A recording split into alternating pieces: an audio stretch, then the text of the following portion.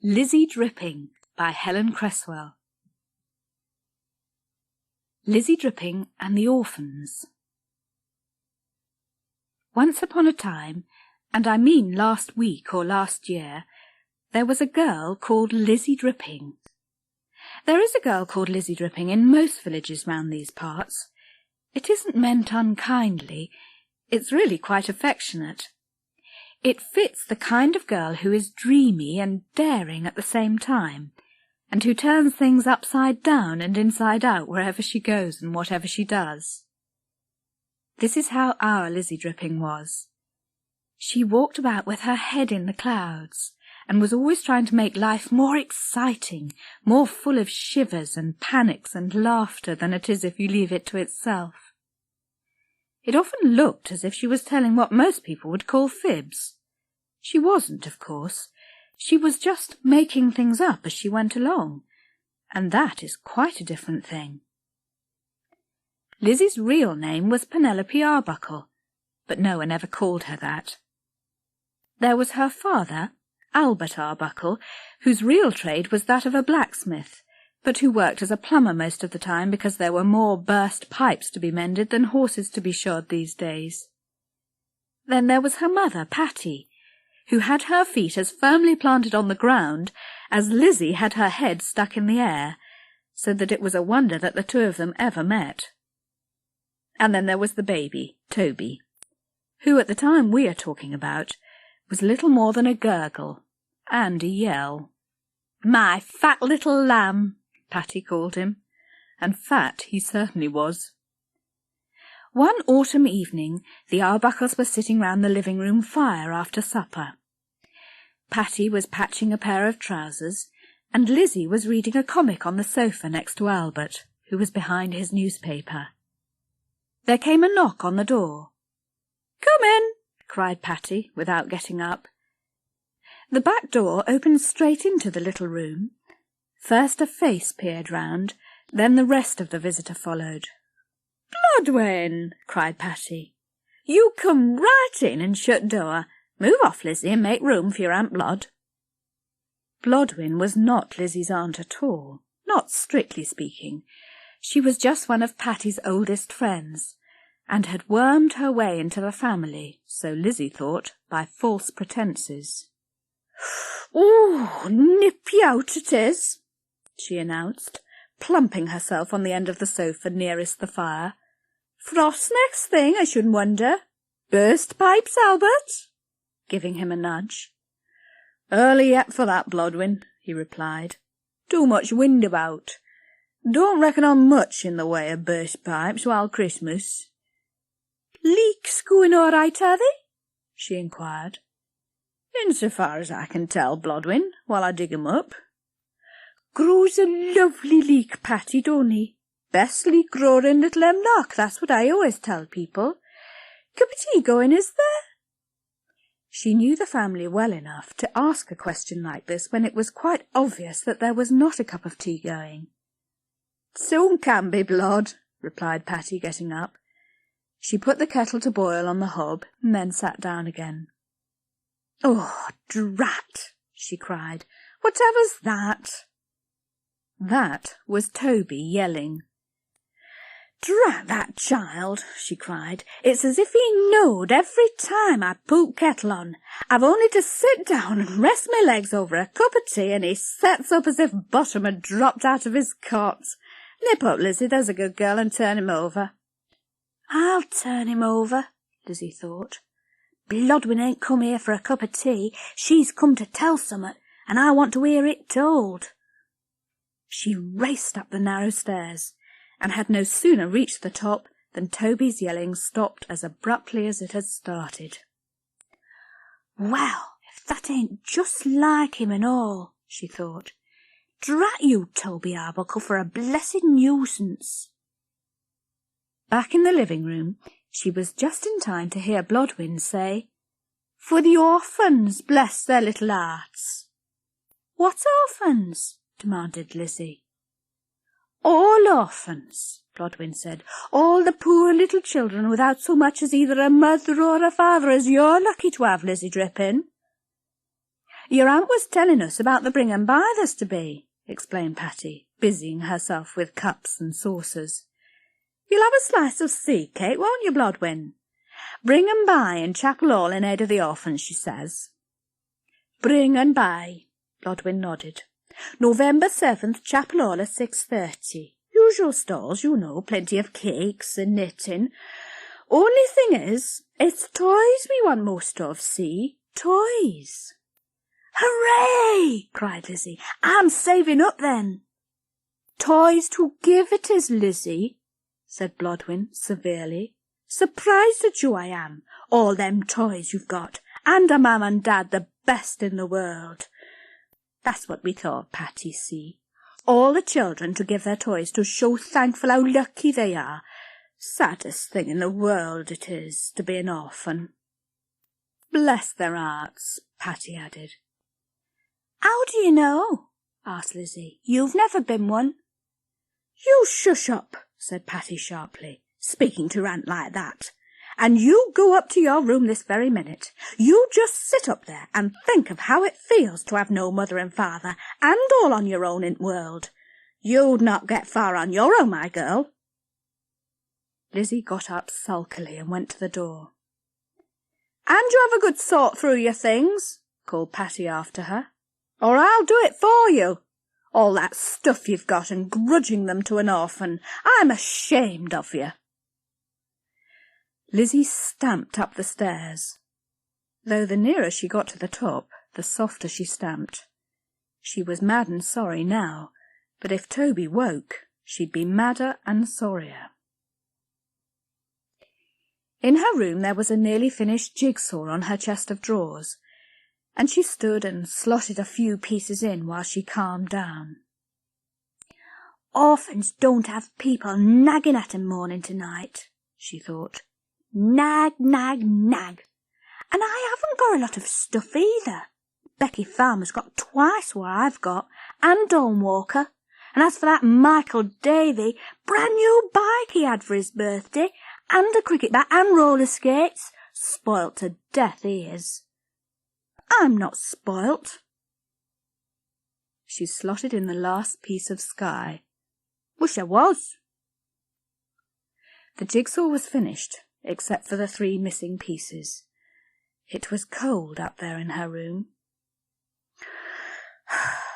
Better just pretend to sort through, she thought. Then I can go down. Just my luck to miss seed cake. She knelt on the cold linoleum and dragged a big box from under the bed, noisily, to make sure they heard downstairs. She picked out a glove puppet of a bear and waggled it on her hand. Not parting with that. She put a frog puppet on the other hand and waggled it at the bear. Nor that. With a deep sigh she took them off. Now what? Paints? No. Farmyard? No. Half missing any road. Oh, what's this? Clean forgot I had it. And so on, right to the bottom of the box. It was an interesting half-hour, because Lizzie really had forgotten what she had. She even found the missing pieces to the jigsaw. Then she stowed everything back again into the box and pushed it under the bed. I can't spare 'em, she muttered to herself. I might need 'em one day. Better get down there, or seed cake'll have all gone. Had she known it, it already had, and it was lucky that Lizzie had not heard the conversation that was taking place downstairs while she was up above. She's a long time up there, our Lizzie, said Patty. Sounds like she is having a sort through, and none too soon either. The stuff she's got up there you wouldn't believe, enough to keep a dozen orphans happy. Oh, you come down too hard on her, you do, Patty, said Albert, coming out again from behind his paper. She's a good lass at bottom, and 'ud give her last penny if need be. Got to train 'em, though, haven't you? Said Blodwyn, who, having no children of her own, was not biased on the subject. Got to make 'em realise. "A good heart don't come by training, Blodwin," said Albert. "And that's what our Lizzie's got, a good heart. Worth a deal of training, is that?"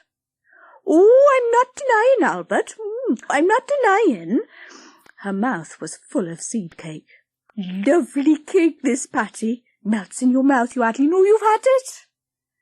"Have another lump, duck." Patty offered the plate. "Some left for Lizzie, is there?" said Albert. But too late. And Lizzie came in just in time to see the last piece being whisked off the plate by Blodwin's sharp Welsh fingers. "Tempting me, is it, Patty Arbuckle?" she cried archly. "And me on a diet and all." "Last piece," thought Lizzie. "Trust her. First diet I've ever heard of with half a seed cake in it." "Oh, back are you?" Blodwin's voice was sharp, even through the cake. "Is there any more cake, ma'am?" asked Lizzie. "I'm hungry." "Hungry now, is it?" cried Blodwin. "And what about the poor little orphans, I should like to know? Had a good think about them, I hope, and the terrible lives they lead."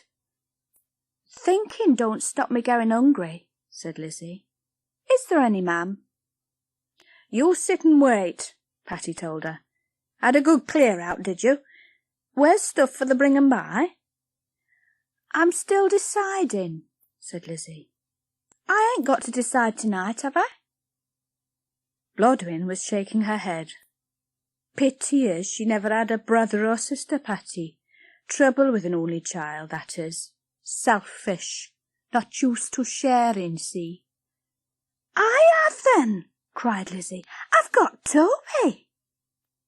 "Not a proper brother, though, is he? Only a baby?" "Might be now, Blodwin," said Albert. "But he'll grow if you give him time. And I shouldn't say our Lizzie's been spoilt. She's a good lass, she is." "I'm not denying, Albert, I'm not denying. All I say is that for an only child it's difficult, see, very difficult." She paused and popped the last bite of seed cake delicately into her mouth. "One of 7 I was. And I bet the other 6 never saw much seed cake." Lizzie had to think the thought, because she dared not say it. After that, nobody said anything more about the toys, almost as if they found Lizzie's behaviour so shocking that it was hardly even to be spoken about. She was glad when it was bedtime. It seemed to Lizzie, as she hurriedly undressed and slipped into bed, that it had been a dreadful evening, and that no orphan on earth could possibly have had a worse one. But the strange thing was that once Lizzie was lying in bed and beginning to feel pleasantly warm and drowsy, she began to think for the first time about the orphans. Lizzie always did a great deal of her dreaming and thinking in bed, just before she fell asleep, and tonight, try as she might to push the thought away, she simply could not help thinking about what it would really be like to be an orphan. "All on your own in world," she thought, remembering Patty's words. The wind was moaning in the near leafless boughs of the giant beeches away down below, and she pulled the bedclothes higher over her ears. The picture of an orphan that began to form in her mind was of a little barefoot girl, dressed only in rags, wandering lost out there in the wind and cold. An owl hooted down below, and Lizzie gave a little shiver. A moment later there came an answering call, and to Lizzie, who had lain and listened to the owls hooting 100 times before, their calls tonight seemed unbearably sad and lonely. "Ooh, ooh," as if they were asking the same question as the little ragged girl who ran here and there outside in the darkness, knocking vainly on doors, looking for her lost father and mother. And as she watched the girl, gradually she began to see not only the streaming rags and the bare legs and feet, but the face.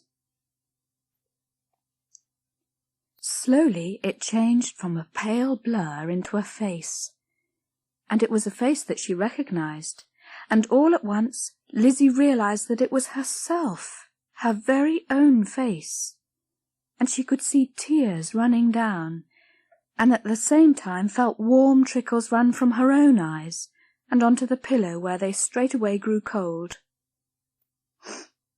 "Poor little orphan," she cried softly. "Poor little thing."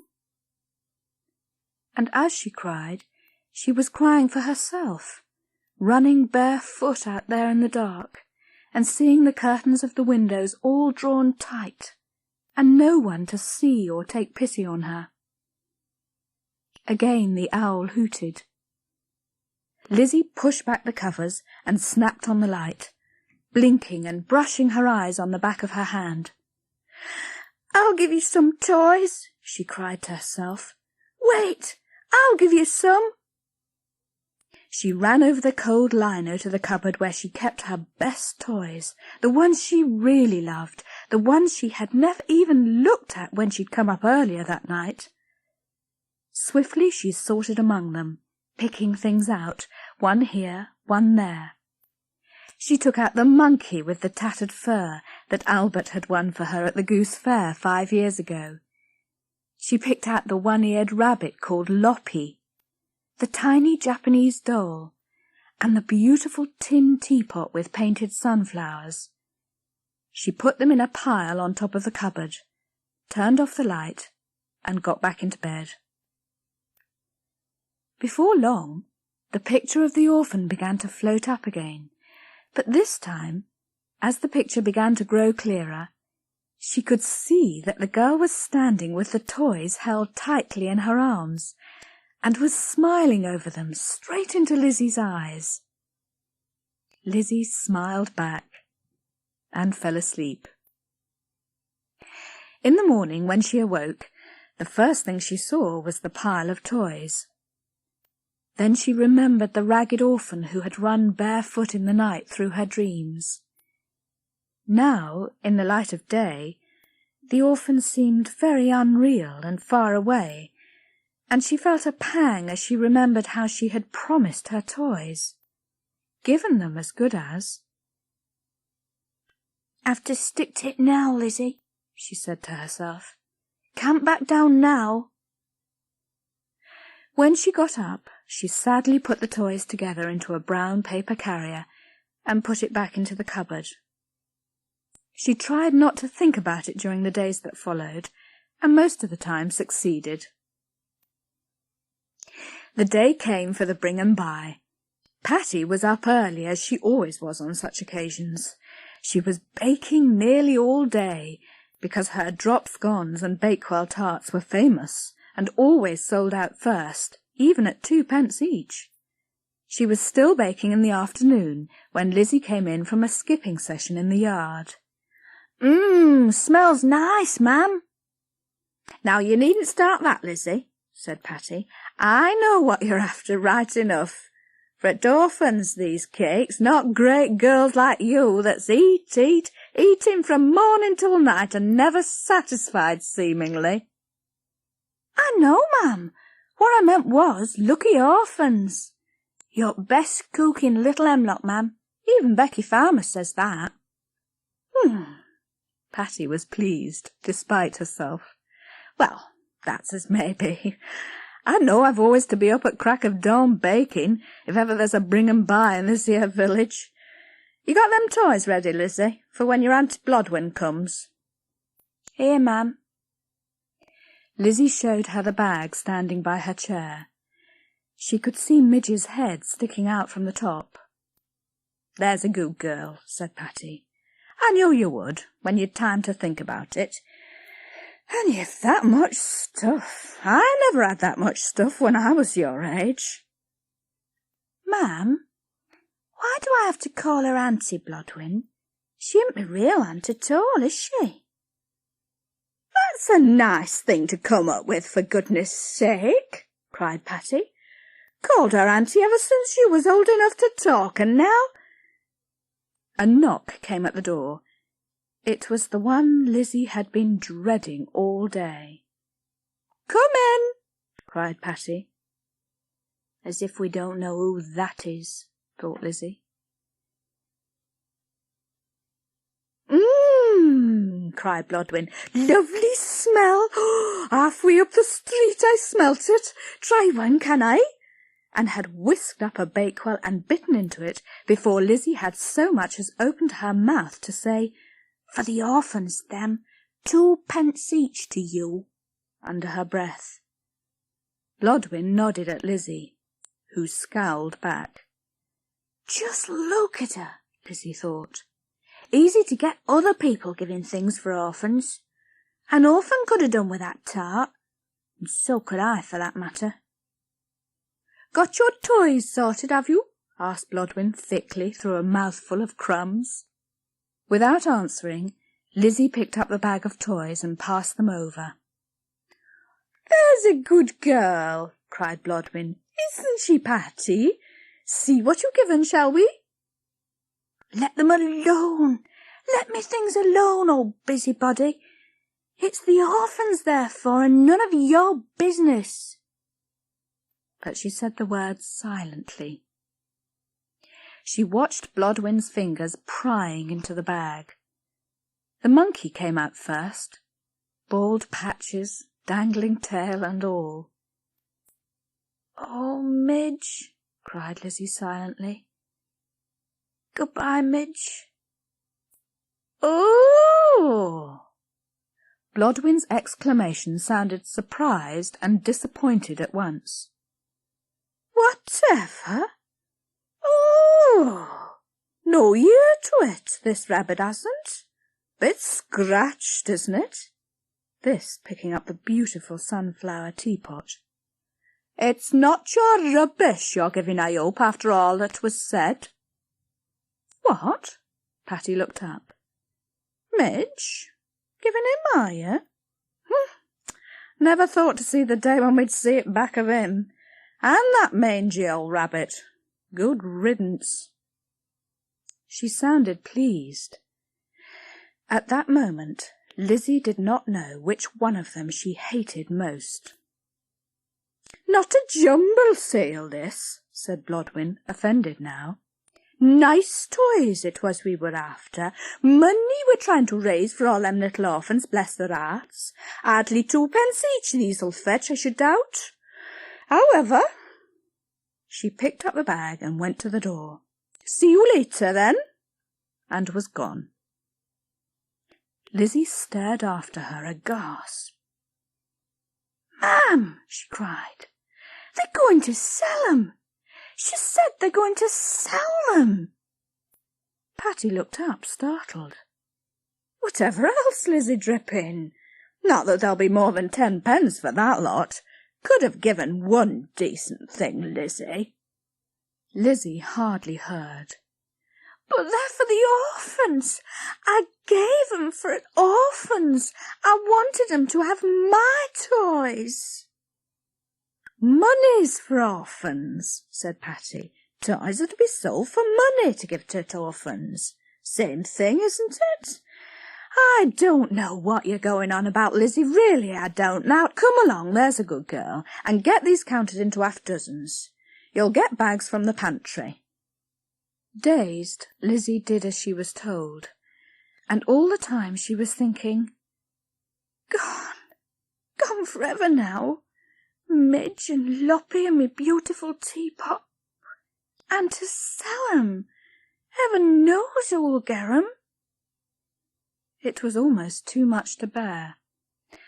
And worst of all was the picture that Lizzie had of the orphan, running through the darkness with her arms outstretched for the promised toys that would never be hers now. Never. Patty told Albert all about it when he came home. "Proper upset she was," she said. "Crying. You could see that, and I must say, I never thought to see the day when she'd part with that monkey or that rabbit. Fond on 'em, agreed Albert, spearing a sausage and balancing baked beans over it. Won that monkey for her myself at the Goose Fair, as I remember, on a coconut shy. See her face now, I can, when I give it you. Lit up like a Christmas tree, it did. Oh, go on, Albert Arbuckle, said Patty. Great soft thing. Getting a big girl now, Lizzie is, and time she parted with all that baby stuff. Dunno about baby stuff, said Albert. Fond on 'em, that's the point. Like me and me leeks. I can see you sending them to her bring 'em by, Patty told him tartly.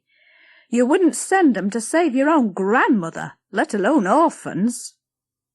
Now that ain't true, Patty, said Albert. I'm reet fond of my leeks, and I don't deny it. But it don't say as I wouldn't part wi' 'em if needs be necessary. And my grandmother, Patty, is dead, as you'll remember, and not to be spoken light of. Now 'twas only a manner of speaking, Albert, you know that. All I say is, said Albert, that lass's given things she were reet fond of, and credit to her. Might have looked nowt much to us, like, but they meant a lot to her, Lizzie, and no mistake about it. Where is she, then? Gone over to Chapel Hall, has she? Aye, went to get there when it opened. Come back with a load of rubbish as usual, I don't doubt. Now there you go again, Patty, love, said Albert. Might seem rubbish to you and me, but it's summat she wants. I mind when I was a lad, there was this here gollywog. Biggle, I used to call him. Or Poggle, aye, that's it, Poggle. You? Cried Patty, laughing. A gollywog? Poggle? Aye, replied Albert with dignity. And no reason why not, for aught I can see. And this here gollywog, I'd as soon be parted from him as from me old mother. I kept that creature till his stuffing dropped out, and his hair dropped, and he'd only one eye. Aye, I mind that. Give him a kind of rascal look, did that. Aye. Great soft thing you are, Albert Arbuckle, said Patty. You with your gollywogs. I half begin to see where our Lizzie gets it from. Now, if I leave the pudding in the oven, Albert, love, help yourself, will you? It's gone 6:30 now, and I shall miss old bargains. She took off the pinafore that was protecting her new brown crimpline dress, and patted her hair in front of the half-silvered mirror over the mantel-shelf. Then the door flew open. There stood Lizzie dripping, her thin face pink and shining, beaming over an armful of toys. A bald monkey, a one-eared rabbit, a Japanese doll, and a tin teapot with sunflowers on it. Look, Mum, Dad, I bought 'em all back. I bought 'em back, all of 'em, and only 2p each, just like Aunt Blodwin said. They're all mine again, and orphans have money and all. Albert and Patty, struck dumb, stared at her, and if they had seen the orphan of Lizzie's dreams, they would have recognized her now, standing here in front of them, come in from out the cold. That night, Lizzie took the toys and put them back in the bag where she had been saving them. She climbed into bed, put out the light, and shut her eyes. And almost at once she began to see the orphan girl, running again in her tattered rags. "I've still got 'em," whispered Lizzie, "and I'll save 'em for you. Don't worry, I'll save 'em."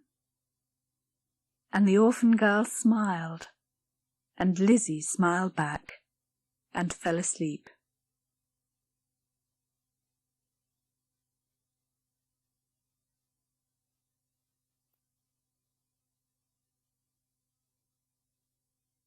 Lizzie Dripping and the Witch. That day, Lizzie did not feel like walking back with the others after school. Becky Farmer called to her, but Lizzie pretended not to hear. Wants to play hospitals, she thought. Sick of that game, I am. Only just got those spots washed off me she did with the felt tips last time. So she hung round, waiting to be the last to go, and thinking that perhaps she could walk along with Miss Platt. "What is it, Lizzie?" asked Miss Platt, appearing behind her. "Have you forgotten something?" "I was wondering if I could wait and walk along with you. I could show you that marrow I was telling you about, in Mr. Briggs's garden. Honest, Miss Platt, it's the biggest I ever saw. I keep wondering if it's going to end up biggest as ever been in the world. Going to put it in church for Harvest Festival, he says. But rate it's going, he won't get it in through the door." Miss Platt laughed, but not in the way some people might have laughed. A proper laugh she had. "Well, thank you," she said. "I'd love to see it, Lizzie, and you shall show it to me. But I have your books to mark before I go home, and I think Becky's waiting for you. I should go and play with her outside while the weather holds." "Don't feel like it," said Lizzie. "Don't always feel like playing, you know." "I know," said Miss Platt. "It's nice to be alone sometimes." "Oh, I'm not alone," cried Lizzie. "Least I dunno. Bye, Miss Platt." Becky Farmer beckoned to her as she went out through the school gate, but Lizzie shook her head and went in the other direction. "Go home and get an apple or summat," she thought. "And that book on giants. Then I'll go to Pingle and sit and read under at Beeches." Patty was in the kitchen ironing. "You, is it, Lizzie?" she said. "Nice day, was it?" She said the same thing every day, and Lizzie often had the feeling that she never listened to the answer. "Smashing," she said. "We did collage things with leaves and nuts and that. Look." She held it up. It was all brown and gold and tattered, just like autumn, which was what it was supposed to be. Very nice. But don't leave it down here, Lizzie. It'll get sat on." Lizzie held it up again. "Look, Dad." "Oh, that's real good, our Lizzie," said Albert, putting down his newspaper. "You've made a real pretty picture of it. Hang it on the wall, shall you?" "Not in here, Albert, if you please," said Patty. "Clutter enough without leaves on walls." "Put it in your room, love, that's best," said Albert. "Look nice, that will." "Till leaves start dropping off," said Patty tartly. The steam flew up out of the iron in clouds. "Till leaves start dropping off and all over at floor for me to sweep up. Now nip up to shop, Lizzie, will you, and fetch some butter." "Bang go me giants," thought Lizzie. "Might have known." "Here's money." Patty handed it over. "Look sharp now, Lizzie. We shall be wanting it tea time." So Lizzie went up to the shop and bought the butter. And as she walked slowly back home down Kirk Street, she all of a sudden had the feeling that she would like a walk around the graveyard. And being Lizzie, it was no sooner thought than done. She scrambled up the bank by the memorial cross, and next minute was through the little swing gate into the graveyard itself. She stopped dead. You really could not believe your eyes. You could not, absolutely not, walk up your own street on a hot September afternoon, turn into the graveyard for a quiet half hour, and see a witch sitting there. Lizzie saw the witch before the witch saw her. What the witch was doing was sitting with her back propped against a tombstone, the one in memory of Hannah Post of this parish, and Albert Cyril, beloved husband of the above, 1802 to 1879. Peace, perfect peace. Lizzie was not sure which shocked her most, seeing a witch at all, or seeing a witch propped against a tombstone. Nobody should sit, lean, or stand upon a tombstone. It showed disrespect for the dead. Lizzie herself sometimes did all three of these things, but never carelessly, as if it didn't matter. When she sat on a tombstone, it was with a thudding heart and a pounding sense of wickedness that would have made it quite impossible for her to do a single row of knitting or read so much as a page of a book. And the witch was doing both. She sat in a black untidy heap, with a book propped open against a little marble flower pot that Lizzie was sure had been moved from the nearby grave of Betsy Mabel Glossop, aged 79 years, life's work well done. Her hands, which were the only part of her that showed, kept making awkward jerking stabs with a pair of long wooden pins, from which hung a length of lacy soot-black knitting. Either it was lacy, or full of holes. Holes, probably, Lizzie decided. The witch did not look at all a good knitter. The longer she stood there, the more Lizzie wondered whether she was actually seeing what she seemed to be seeing. She closed her eyes for a moment, then opened them again. She saw the crooked stones, green with moss.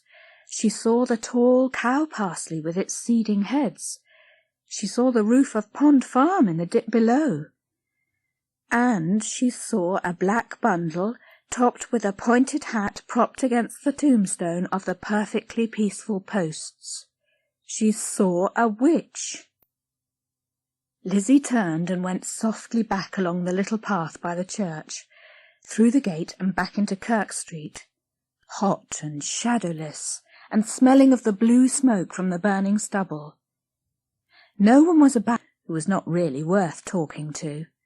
He was playing marbles with himself outside his house. Lizzie stood over him for a minute, watching him cheat. "Hello," she said. "Who's winning?" "Me," said Jake. It struck Lizzie that perhaps Jake was the one person in Little Hemlock who would believe there was a witch in the churchyard. After all, he had believed her the time she had told him his house was on fire. He'd left off knocking conkers down from Mrs. Adams's chestnut and gone running down the village like 10 furies, leaving Lizzie, who often had a reason for fibbing, to pick up his pile of conkers and stow them in her own bag. "There's a witch in graveyard," she told him now. "And pigs can fly," replied Jake, killing 2 marbles in one go. "Cats have got 5 legs, monkeys are blue—" He was going to say blue. "I tell you, there is," she said. "You go away, Lizzie Drippin'," said Jake. "I'm busy." "And don't you dare call me that," she cried. "Everyone else does, Lizzie Drippin'. My ma says you're a fibber, and I'm not to talk to you." "You say that once more," said Lizzie, "and I'll kick your marbles flying. I'll kick them to the 4 corners of the earth." She liked saying that because she knew for a fact that the earth was round and didn't have any corners. Jake began to pick his marbles up and stuff them rapidly into his pockets. "I'm going to tell my ma about you," he said. "And I'm going to tell that witch about you," returned Lizzie. She marched back towards the church. Once out of sight and past the gate, she tiptoed. It was one thing to see a witch, and quite another to let a witch see you. There she still sat, in a great black hunch. Lizzie stepped off the path behind a particularly large show-off slab in memory of one of the Petersons of the manor. The soft buff plumes of seeding grass brushed her bare legs. "I spy with my little eye," said a voice. Lizzie leapt and banged her knee hard against the stone.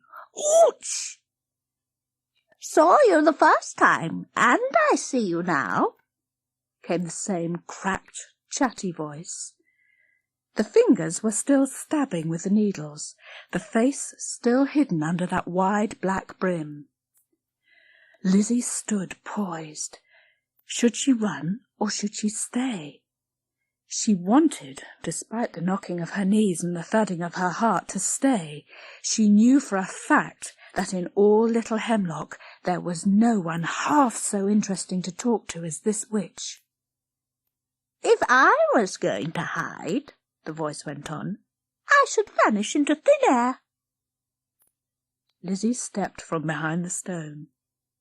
"What, knitting at all?" she asked, interested. For answer, the witch vanished. Lizzie blinked. She could still smell clover and nettles, and the pigeons were still crooning in the yews, and at the far end of the village she could hear the chimes of the ice-cream van. "I'm definitely awake," she said to herself, and as if to prove it, stepped sideways and stung her leg on a nettle. "Ouch!" she cried again, rubbing it. "So, that's that," she said out loud at last. "Seen one of me own fibs, I expect." Lizzie was a very honest fibber. Then the witch was there again, still knitting. "You are there!" cried Lizzie. "Knit one, slip one, knit one, pass the slip-stitch over," said the witch. "Of course I am, and I'm fed up with knitting. Fiddling, baby clothes is. Fiddle, fiddle, fiddle." She plunged the spare needle fiercely into the black cobweb, fished for the ball of wool, and stowed them all into a pocket somewhere in her black robes. "The thing is," said Lizzie, choosing her words carefully, "there are no such things as witches." "That's all right then, isn't it?" said the witch. "Come a little closer, and I'll turn you into a toad." Lizzie let out a little squeal and clapped her hand to her mouth. I'm sorry," she cried. I didn't mean to be rude." The witch looked up then. Her face certainly looked like what a witch's face would look like if there were such things as witches. "Try me," she said. "Try you?" repeated Lizzie. "Tell me something to do, a test." "You mean a spell?" Lizzie felt a swift shiver under the hot sun. Could a spell happen in Little Hemlock on her own doorstep? I don't know if I want to, actually, thank you," she said at last. "Rubbish!" snapped the witch. "You're dying to, girl." It was true. The fibbing part of Lizzie, the part of her that wanted to believe in everything and anything under the sun, was itching. It was itching to see the impossible actually happen. "Come along," said the witch. "I haven't got all day." "Just a minute," said Lizzie. "Let me think." Quick, think. Blank, nothing. The best fibber in Little Hemlock stuck for an idea. Lizzie dripping of all people. "In a minute," said the witch, beginning to sound dangerous. "I shall think of something." Oh dear." Lizzie was frantic.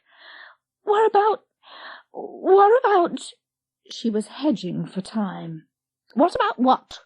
inquired the witch relentlessly. "What about turning that bird into a toad?" It all came out in a rush. She didn't feel herself think it, only heard herself say it. Somewhere at the back of her mind she had the idea that witches specialized in turning things into toads. And if anything round here was going to be turned into a toad, she didn't want to be it. "What? Oh, is that all?" The witch sounded disappointed. "Which bird?" She scanned about her with eyes that looked oddly short-sighted for a witch. As if reading Lizzie's thoughts, and a chill ran down Lizzie's back. She dug into her robes and fished out a pair of spectacles. "Which bird?" she repeated, looking about her over the rims. That one." Lizzie really did not care. She picked on an unsuspecting thrush, sitting halfway up a yew that hung over the grave of Robert Miller. "Come unto me, all ye that labour." "Poor thrush," she thought fleetingly, just in time to see it turn toad. She clapped a hand to her mouth. She heard the witches mutter. "Not much to that. Any more?" She picked on a robin, worming by a granite cross. Lizzie gasped again. "Poor robin!" There were 2 toads now, one by the cross and one halfway up the yew. The one in the yew looked startled even for a toad. "Oh, turn 'em back, can't you?" she cried. "Look at that poor thing up the tree. Oh, look out! It's going to jump." It did too, and what was even more surprising, landed safely. It certainly looked bewildered, staring out among the grasses on the grave of Robert Miller, "Come unto me, all ye that labour," but more at home than up in the tree. "'Tain't nature, toads in trees," remarked the witch. For all the world, thought Lizzie, as if turning birds into toads was nature. "Now what?" asked the witch impatiently. Now she's started spelling, thought Lizzie. How on earth am I going to stop her? Desperately she racked her brains for something interesting but safe. After all, the witch had turned the birds into toads, but there was no guarantee at all that she would or even could turn them back again. Perhaps I'd better find out, she thought. What about turning them back? She suggested. The witch looked disappointed. Back already? Bird to toad, toad to bird? Child's play. Waste a witch's time, would you? Sulkily, she snapped her fingers again and muttered under her breath. Next minute, the 2 surprised-looking toads were 2 surprised-looking birds. They flew off, right off and on out of sight. Lizzie watched them go and hardly blamed them. Now what? Said the witch again. And not toads this time. Lizzie's brain went blank again. Quick, think. Don't believe in me, girl, do you? Snapped the witch. I know, I can tell. Of course I do. The witch sniffed. My turn, anyhows, she said. Turn and turn about. My turn to choose a spell. Oh dear. All right then, cried Lizzie a little desperately. She crossed her fingers on both hands. Now you'll see 1, cried the witch, and now you'll see 3. Oh! Lizzie let out a shrill squeal. Facing her in a row, like ravens on a bough, were 3 witches. Lizzie blinked rapidly in case there was something in her eye that was making her see treble, but there was no doubt about it at all. Propped against the tombstone of the perfectly peaceful posts were 3 definite, distinct witches. Her own witch, the one in the middle, looked pleased. That's more like home, she remarked. And 3 can spell easier than 1, eh, girls? The other 2 cackled merrily. If all 3 of them do that spell, thought Lizzie in a panic, then there'll be 9 witches. And if they all do it, there'll be 27. And if they all do it, there'll be... But her arithmetic gave out. Instead of a number, all she came up with was a terrible picture of Little Hemlock churchyard, thick with smelling witches, blackened with them. Lizzie was desperate. Her mother had told her time and again that she should never speak to strangers. But why, oh why, had she not warned her never ever to speak to witches? "Now do you believe in witches?" cried Lizzie's witch triumphantly. I do, Lizzie cried. I believed in you before, really I did, but now I believe in you 3 times as much, honestly, really. "Well then," said the witch, "give us a spell to do. A proper one this time. Come along, girl." Lizzie Dripping's brain turned to water again. "Speak up, girl," snapped the witch. "I can't hear you." I didn't say anything," stammered Lizzie. What should she say? Change church into a gingerbread palace? No. Put bags of potato crisps instead of Desi's? Better make her own hair grow down to her waist and be buttercup yellow instead of brown. Oh, that was it. Just as she'd always dreamed. 2 lovely long pigtails, long as Rapunzel's, or at least long enough to sit on. She would tie them with scarlet ribbons and parade up and down the main street. Wouldn't they all stare? "I've thought," she cried. "I've got a spell for you. Make my hair—" But she never finished. "Lazy dripping, lazy dripping." She turned quickly. It was Jake Staples there by the gate. "Thought you said there was a witch," he yelled. "Witch my foot, witch my elbow, witch yourself. Lazy dripping, don't look now, your fibs are slipping. Lazy dripping, don't look." "Go away!" she screamed. "Go away this minute, you'll spoil—" She turned back to where the witches were and stopped dead. Oh! She let out her breath in a long gasp. Where the witches were, the witches weren't. Gone, vanished, as only witches can vanish, from one moment to the next, into thin air. "Lazy dripping."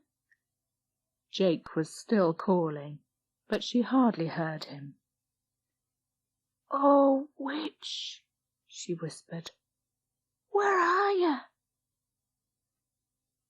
She stared at the tombstone of the perfectly peaceful posts, as if by staring hard enough and long enough she could make her reappear. Jake had stopped calling now, and there was no sound but for the purr of pigeons and the rustle of wind in the dry grasses. Slowly, very slowly, she advanced. If she is still there, or if all 3 of them are still there, even if they are invisible, I might touch 'em, she thought. She paused. Gingerly she put out her hands, feeling the thin air. Nothing. That witch and me could have been friends, she thought. Then very softly she said out loud, "Goodbye, witch. I do believe in you, you know, even now you're not here, and even though I don't know your name. And witch," pause, "I'm coming back tomorrow. Will you be there?" No answer. "Goodbye, witch," said Lizzie Dripping. "Till tomorrow."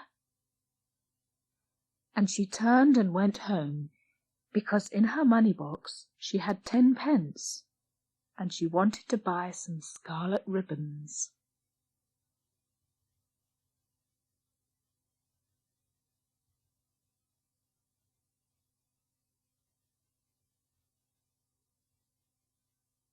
Lizzie Dripping's Black Sunday. One day Lizzie Dripping got out of bed and put the wrong foot down to the floor first.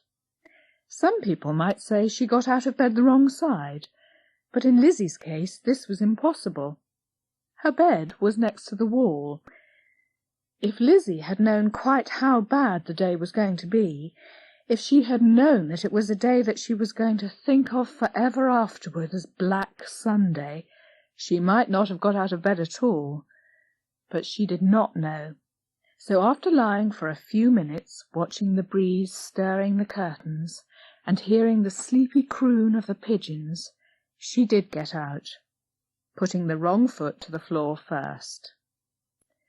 This would not have been so bad if Patty, her mother, had not put the wrong foot to the floor first as well, and if Toby, the baby, had been old enough to put his foot out of his cot, that would have been the wrong one too. He had done nothing but yell since the moment he woke. Toby did not cry. He yelled. It was Sunday, and that made matters worse. "It's always the same," Patty said, bundling Toby into his pram. "Every blessed Sunday it's the same. Day of rest, oh, it's enough to make the cat laugh. No more rest do I get than if I were a slave in chains." "Here then, Patty," said Albert, "I'll pour him out for you." He pushed the pram out into the yard, where Toby still yelled, but at least at more of a distance. The bells began to ring for the morning service. In a moment, Toby stopped yelling. "Ah!" Patty let out a long breath. "That's better. That's more like a Sunday morning. Now, where's me joint?" It was the same every Sunday. As soon as Patty heard the bells ring, she remembered the joint. 10:30 it went in, 12:30 it came out, regular as clockwork. "Time you was off to Sunday school, Lizzie," she went on. "You just give your hands a good wash and—" She broke off. "Well, I declare, Lizzie Dripping, what are you thinking of? Bells going fit to bust the ropes, and you not even changed. Look at you." "But, ma'am, there ain't no Sunday school, I told you. Ma Parker's gone away, and said we was to read the story of Daniel in the lion's den and write it in our own words." Patty opened her mouth. "And I've done it already," said Lizzie. "Did it last night in bed." "Oh." Patty closed her mouth again. Albert came back in. He was not wearing the cap he wore for gardening, but his going-out cap, which meant that Patty was going to be even more annoyed. "He'll go off, then," with a jerk of his head. "And none too soon." Patty banged the cupboard door. She stood for a moment then, dripping tin in hand, listening. "Just hark at them bells. Takes me right back every time I hear them. Right from when I were in a pram I've heard them bells." Lizzie stared. Of course. Patty had been born and bred in Little Hemlock. As a baby she must have lain in her pram as Toby did now, and fallen asleep to the sound of these very bells on Sundays. It was always difficult for Lizzie to imagine her mother as a child at all. Of course she knew she must have been once, and in any case she'd seen photographs to prove it. It was simply that Patty was so organising that it was hard to imagine her ever having been organised herself. Perhaps she was an organising baby, Lizzie thought. She moved vaguely to the open door and leaned there, hearing the bells come slow and beautiful over the gardens, and the footsteps go by in the street. She smelled the damp autumn earth and the first wafts of roasting fat, and would have known it was a Sunday even with her eyes shut, and wondered with a soft shiver whether she would still be living in Little Hemlock when she grew up, and whether she would think back to her own childhood, to now. "This is my childhood," she said to herself, and found the thought quite new and interesting, because she'd always taken it for granted, never actually realized it as she did at this moment. And with the realization came another slow, soft shiver, as another thought followed. Soon it won't be my childhood any more. She shut her eyes and tried to imagine this being true, tried to see herself as a grown-up person, and found it impossible, harder even than seeing Patty as a child. She opened her eyes again, and the bells stopped ringing, and for a moment the world seemed unbearably empty and sad, frightening even. The bells had gone, and soon so would her childhood too. Toby started to yell. He had not been asleep at all, just listening to the bells. "Drat!" she heard Patty say behind her. Then, "Liz, I'm not having you hanging round all morning purging at me while I'm up to my ears. It won't do." Lizzie opened her mouth to say that she wasn't purging at anybody, that she'd neither moved nor spoken for the last 5 minutes. She closed it again. "You'd best go and give Toby a push round," Patty went on. "If I'm to make a Yorkshire pudding that'll stand up without crutches, there'll have to be a sight more quiet than this, and I can't be running out to him every 5 minutes. And you'll be well out of the way, I don't doubt, Albert Arbuckle." I thought I'd just get over to Bilbury for an hour," said Albert apologetically, "for a whippet racing like." "Ah, you would," said Patty grimly, "and what your poor mother would have said if she'd known you was gambling money away on whippets, I don't know, and on a Sunday." "Now, Patty," said Albert, "only a few pence, you know that."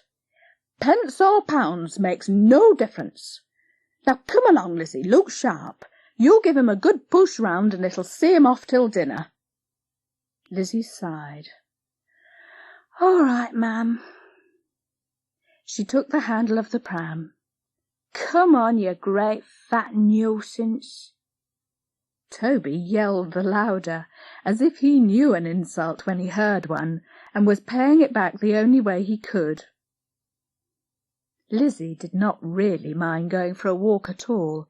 In fact, it was exactly what she would have chosen to do herself.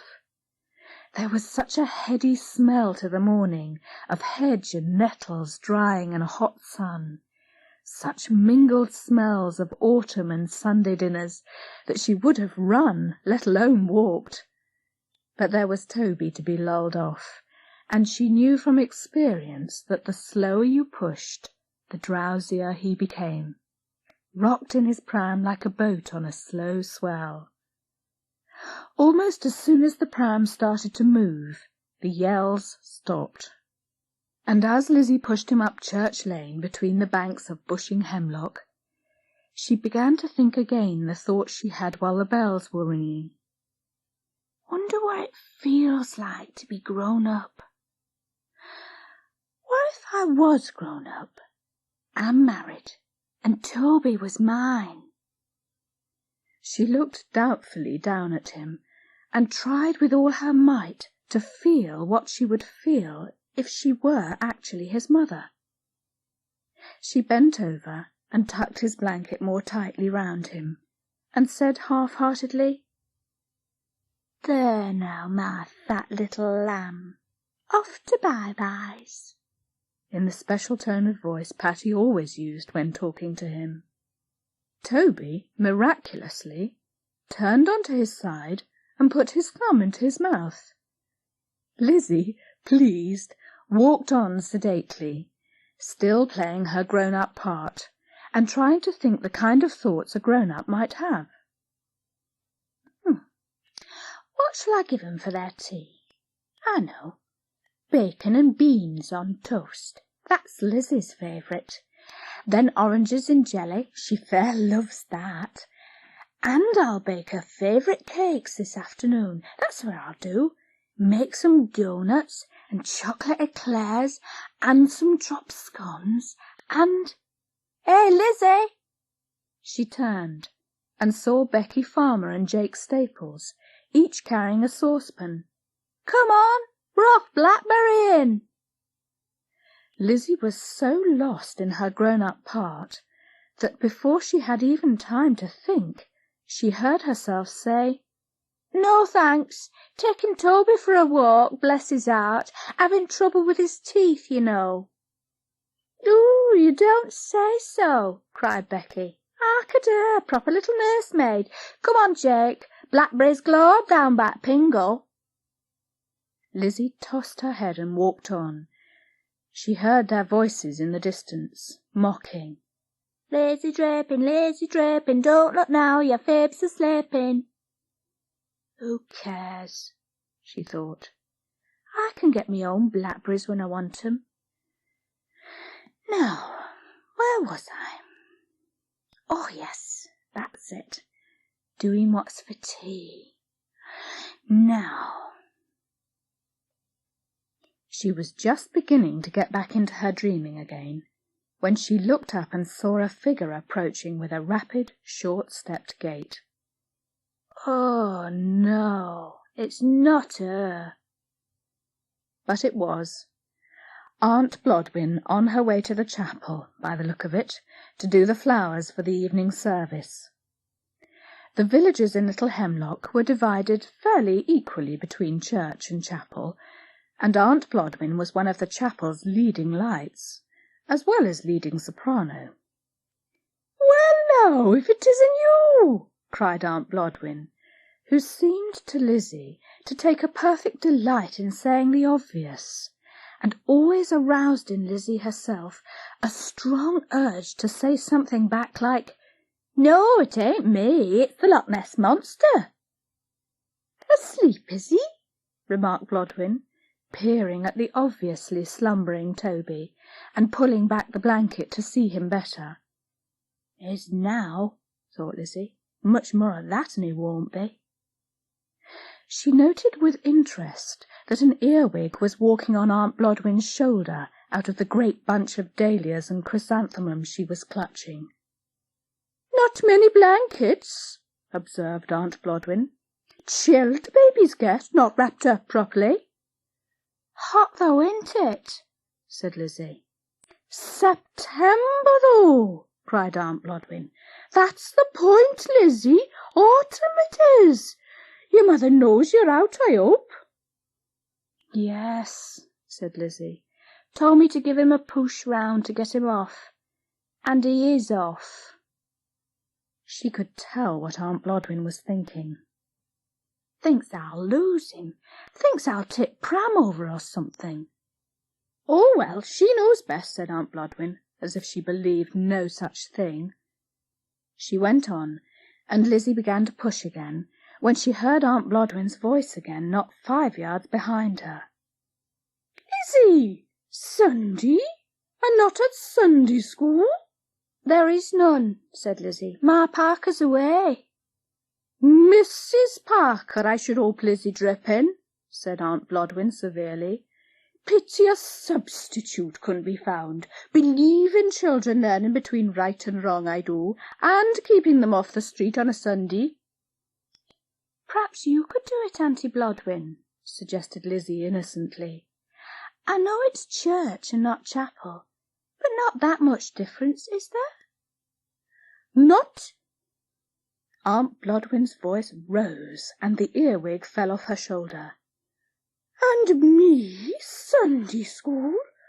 I've quite enough of a Sunday with my flowers, thank you, and flowers behave themselves. Nothing rude and ungrateful about flowers.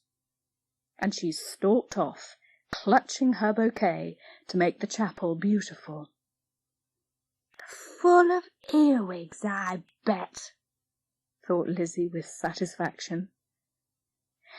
She began to push the pram on again, But now the savour had gone out of her game.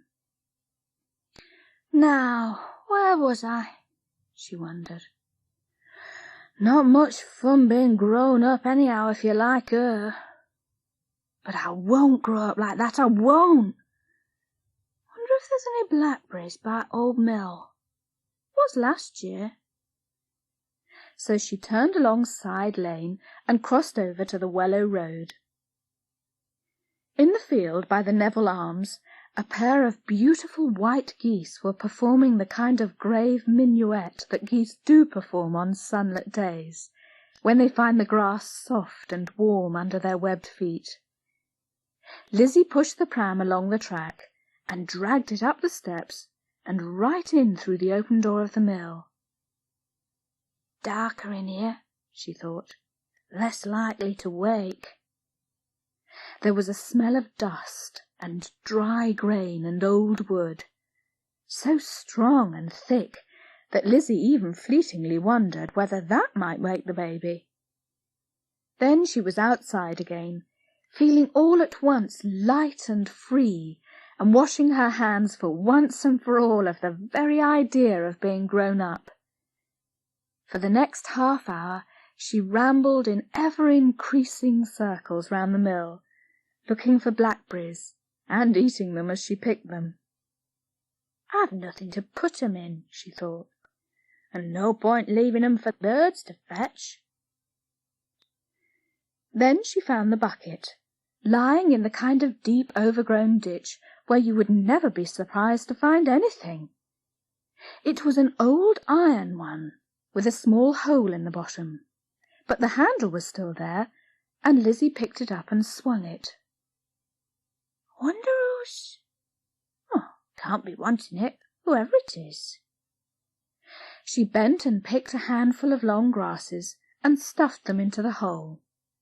"Do for blackberries," she thought. "Mam'd be pleased, all right. Trouble is, I've eaten most of 'em round here already. Could go down to Pingle, I suppose, with the others. Plenty there, always is. Oh, trouble is Toby. Green Lane's quickest way down to Pingle, but I'd never get the pram down there." She climbed the steps and took a look at the peacefully slumbering Toby. Could leave him here. If only there was someone to keep an eye. But who? She looked again inside the pram. Toby lay motionless, fat and rosy as a fruit himself. She looked about. Nobody. There was not even a sound in that special Sunday silence. The quiet was actually noticeable, something in itself, not mere absence of noise. "I spy!" came a high, cracked voice. "The witch!" Lizzie cried, and looked about. "Witch? Witch? Where are you?" Round and about she whirled, and there, propped against the flaking bricks of the mill itself, where she had never been a moment before, sat the witch, knitting. "Oh!" cried Lizzie. "You are there!" "Knit one, slip one, knit one, pass the slip stitch over," replied the witch. "Fiddle, fiddle, fiddle." "Are you really knitting baby things?" asked Lizzie, struck by a thought. "For a witch baby?" "Knit one, purl one, yes I am," said the witch. "Knit one, slip one, knit one, pass the slip stitch over, and I'm always losing my place in the pattern."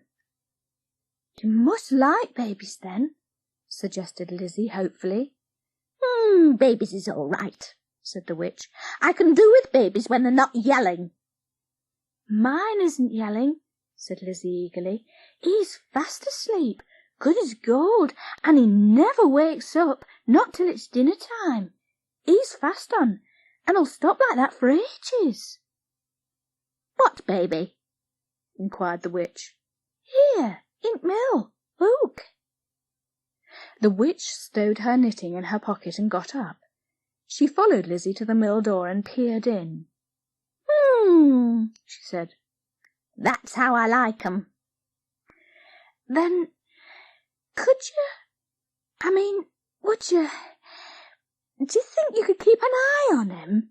Cried Lizzie. Just for a bit. I found this bucket, and I could get down to Pingle with the others and get it right full up for pies and jam. I could, said the witch. And if he was to yell, I could always spell him off again. Ah, you could, cried Lizzie. But he'll not yell, I promise you. A minute I've filled bucket, I'll be back straight up, and I could give you some on 'em, she added, though doubtfully. She could not really see the witch with her sleeves rolled up, making pastry. The witch was still looking hard at Toby. Shall you do it, then? asked Lizzie. Keep an eye on him. You get off, said the witch. I'll see to him. Oh, thank you, cried Lizzie. Thank you, witch. And as she turned away, she thought fleetingly, For what Mara'd say, a witch for babysitter. And then she ran, helter-skelter and clutching the bucket down the long green lane that was the shortest cut past the beeches and down to the Pingle. She ran with a special giddy, wide-legged run between the baked ruts made by tractors and the heavy-footed cattle that streamed daily and slowly up to Stokes's farm for milking. And once there, she picked blackberries for a whole hour. But in another way, it might have been a lifetime, because there was no time. Only the hot sun and whistle of birds and the dry, sharp scent of bramble leaves. She picked till the bucket was half full, and she and Becky and Jake were stained with blackberry juice all over, and particularly round their mouths. Away over the fields they heard the church clock strike 12. Better go, Jake said. Roast pork and stuffing. Same here, said Becky. Beef us, Lizzie said, and Yorkshire pud. And they set off at a run back towards the village, hot and hungry. Here, cried Lizzie, entering the kitchen. Blackberries, ma'am. Make a pie, will you, to go with ice cream? Oh, very nice, said Patty, pleased. Good soundings by the look on it. Though you've made a proper sight of yourself, Lizzie, and ate as many as you've picked by the look on you. It'll wash off, said Lizzie. What time's dinner? Soon enough. Lay table, will you, Lizzie, while I thicken gravy. Albert came in. He came in a special way he had, almost making himself flat, like a shadow, sliding in. You're back, are you? Said Patty. Hello, Dad, said Lizzie. See me blackberries? Buckets full I got, and Mam's going to make a pie to have with ice cream. Very nice, said Albert. He cleared his throat. I might have fetched Toby out, Mother, and feed. He'll be wanting his dinner first, else we'll get no piece to eat his own. Go on, then, replied Patty, as if Albert did not ask this question every Sunday of his life. Still asleep, is he, Lizzie? But Lizzie was standing aghast, the fork she was holding poised in mid-air. Toby! She had forgotten him, left him slumbering in the darkened mill where rats could get him. Rats, cats, bats, anything. Lizzie? Repeated Patty sharply. Oh, quavered Lizzie. Oh. This was the worst moment of her life, she knew it. They were both looking at her now, Albert inquiringly, Patty with sudden suspicion. If you've gone upsetting that baby, began Patty. I ain't, cried Lizzie. Honest, Ma'am, I didn't. He was fast on happy as Larry, but... Oh, I forgot him. It's still up there. Up where? Patty fairly shrieked. Where's the up girl? Up in mill, cried Lizzie. I was playing being grown up, and then I got sick of it and went with others to pick blackberries, and I'd put him in mill and he was asleep, and oh, I forgot him, ma'am. I'll go and get him quick. You get after her, Albert, she heard Patty shriek, and as she ran, Albert drew level and puffed along beside her. Steady, lass, he gasped. I ain't no whippet. He ain't going to run away, you know. You don't know, thought Lizzie. You don't know about the witch. And she was all the while imagining what other terrors might have befallen little fat Toby while he lay slumbering in the shadowy mill. Bats, rats, cats, kidnappers. Oh! She actually let out a squeal at the thought, and forced her legs to run the faster, leaving Albert behind and all the dogs in Little Hemlock barking after her, or so it seemed. She raced at last into the mill yard and stopped dead. The pram had gone. She could see at a glance. "Oh, no!" she breathed. She shut her eyes. "Let him be there, please let him be there." She opened them again. Gone. "Oh, Dad! Dad!" Albert halted beside her. "It's gone! 'Tain't where I left it, Dad! Daddy's been kidnapped! Oh, Toby! Poor little Toby!" Albert was striding towards the mill, and Lizzie followed mechanically. He stood looking about him, peering this way and that into the shadows. He even looked upwards towards the loft, as if Toby might have been snatched up by some giant spider and was hanging up there, pram and all, in a cobweb big as a hammock. "Where was it you said you put him?" "Here, Dad, here. He's gone, I tell you, gone." "He can't have done that, lass," said Albert stolidly. Albert, unlike Lizzie, did not believe easily in disasters. But then, neither did he hold conversations with witches. They both stood there, looking about them, as if by merely looking hard enough they could make the pram and Toby miraculously reappear, be there again, and the world the right way up. "Vanished," said Albert blankly. The word struck a chord in Lizzie's numbed mind. Vanished! The witch! She saw again in her mind's eye the graveyard, and the witch coming out of thin air, and there one minute and gone the next. "Oh, no!" she cried inwardly. "No!"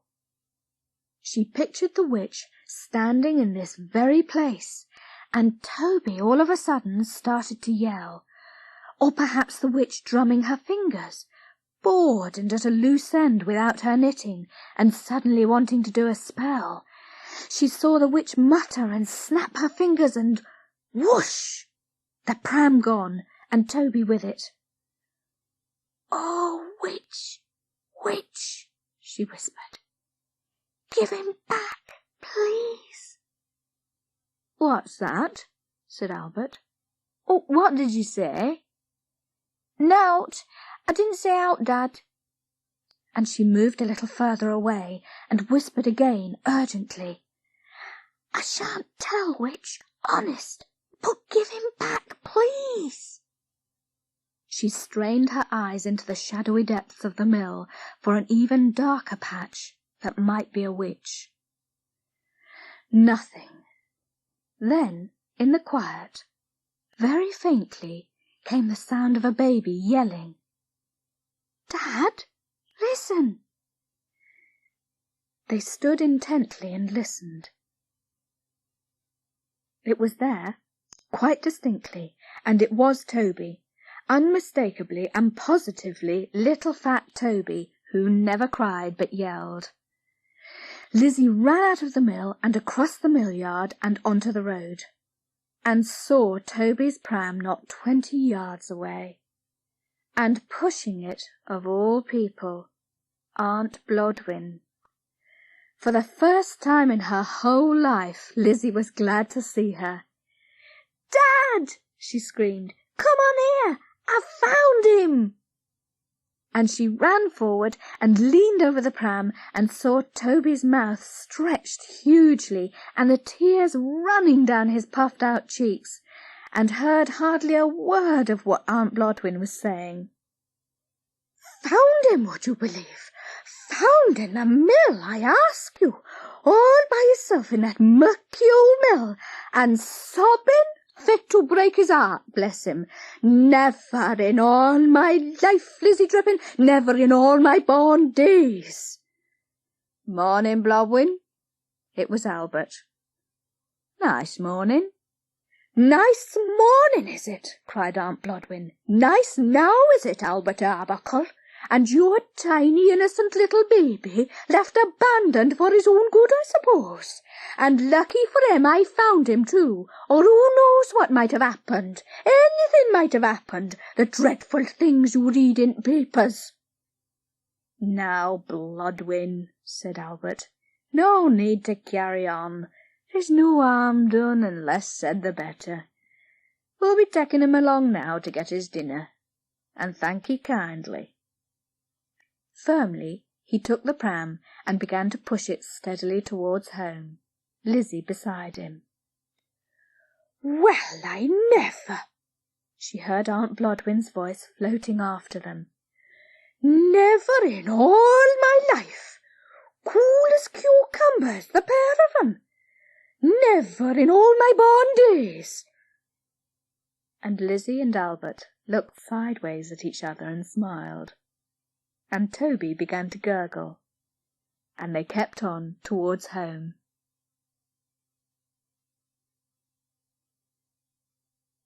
Lizzie Dripping runs away. It all started with Lizzie Dripping losing the baby. The fuss they had made about it! You would have thought he had been lost for ever instead of hardly even an hour, and considering that when they found him, Toby had only just begun to feel hungry, and considering that he always was hungry anyway, Lizzie couldn't for the life of her see that any real harm had been done. But during the days that followed, nobody let her forget about it for a single minute. Everybody in Little Hemlock knew about it. Aunt Blodwin had seen to that. Lizzie had been without bubblegum for 5 days now, rather than go up to the village shop again and risk having people make rude remarks about it. But it was worst at home. Patty kept bringing it into everything. That very morning Lizzie could not find her box of chalks. "See me box of chalks, ma'am?" she asked Patty, who was rolling out pastry as if she were rolling her worst enemy flat. "I want to play hopscotch." "Don't you go chalking on our yard," said Patty, without looking up. "You want to play hopscotch, you play it on road where it belongs. Chalk on the pavement, out of my way." "Can't chalk anywhere," Lizzie said. "That's the whole point. I keep telling you, I can't find me chalks." "That don't surprise me," retorted Patty. "If you can go losing your own brother, you can lose anything. Wonder to me is you've got your own head left on your shoulders." "Here we go again," thought Lizzie. "On about that dratted baby again. Might have known she'd drag that into it." "Nice thing if I can't rely on a great girl like you, Lizzie, to keep an eye on your brother for half an hour," Patty went on. Lizzie wisely said nothing. She simply stared glumly at her mother, waiting for the rest of it. "Can't think where you get it from," said Patty, sure enough. "Head in the clouds, dreaming along from morning till night. Not my side of the family, that is certain." "Nag, nag, nag," thought Lizzie wearily. "She don't really love me at all, you can see that. Toby's all she cares about. Wouldn't care 2 pins if it had been me that was lost. Pity you can't find something useful to do, instead of sitting about gawping, said Patty, who was cutting the pastry now, making mincemeat of her enemies. Lizzie stood up, feeling that by doing so she was at least showing willing. It'd be all right if I knew what she expected me to do, she thought. After all, 'tis Saturday. Holidays, I thought Saturdays was meant to be. Is there any jobs you want doing? She asked, because she really had no clues herself what she was supposed to be doing. Well, I dare say there would be, said Patty, if I could think, and if you was to be relied on, Lizzie. Look at that half-pound of butter you left lying in graveyard only last week. I ask you, butter in graveyard? I should think it's only time there's been butter in graveyard since world began. I ran straight back up for it, protested Lizzie. Didn't come to no harm. That ain't the point, Lizzie. It's the very idea of it. It nearly made me that I couldn't fancy it, knowing where it had been. Well, is there anything else? Asked Lizzie desperately. Besides errands? Oh, do give over pestering me, Lizzie, cried Patty, rummaging in the cupboard. First I annoy her doing nowt, thought Lizzie. Now she don't want me to do out. Can't do anything right. She took advantage of Patty's turned back to slip out the back door. She stood casting about for inspiration. Her eye fell on the riot of flowers round the little yard, dahlias and Michaelmas daisies and a few roses. That's what, she thought.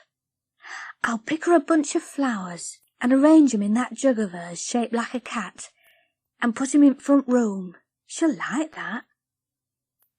She knew it was unlikely that Patty, engrossed in her baking, would look out through the tiny scullery window. All the same, she picked the flowers hastily, a few here, a few there, until she had a fair-sized bunch. Now, wait for her to go into the larder or upstairs, she thought. She peered cautiously through the crack in the open door. The kitchen was empty. Upstairs, she thought jubilantly. She ran through the kitchen into the best room and took the white cat jug, with tail curled up for handle, from its place on the mantel-shelf.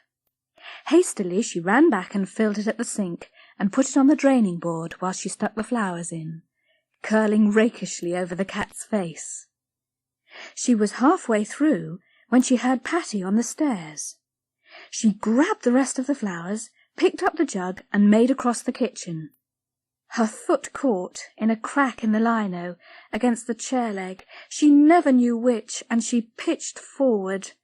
The jug flew from her hand and fell with a smash-smack at the feet of Patty herself, just come in. Lizzie raised her head. Around her lay the strewn flowers, broken white pot, water. Above her was Patty's face, furious and disbelieving. "That's my jug!" she cried. "My best jug! I was putting flowers in it for a surprise," cried Lizzie, nearly sobbing now. "And if you hadn't come down so quick, I wouldn't have tripped now. Oh, I'm sorry, ma'am. I'm sorry." Without answering, Patty went to the broom cupboard. "Stand up, way, Lizzie," she said. "Next thing you'll have glass running your feet." Lizzie watched her mother sweep the fragments into a dustpan.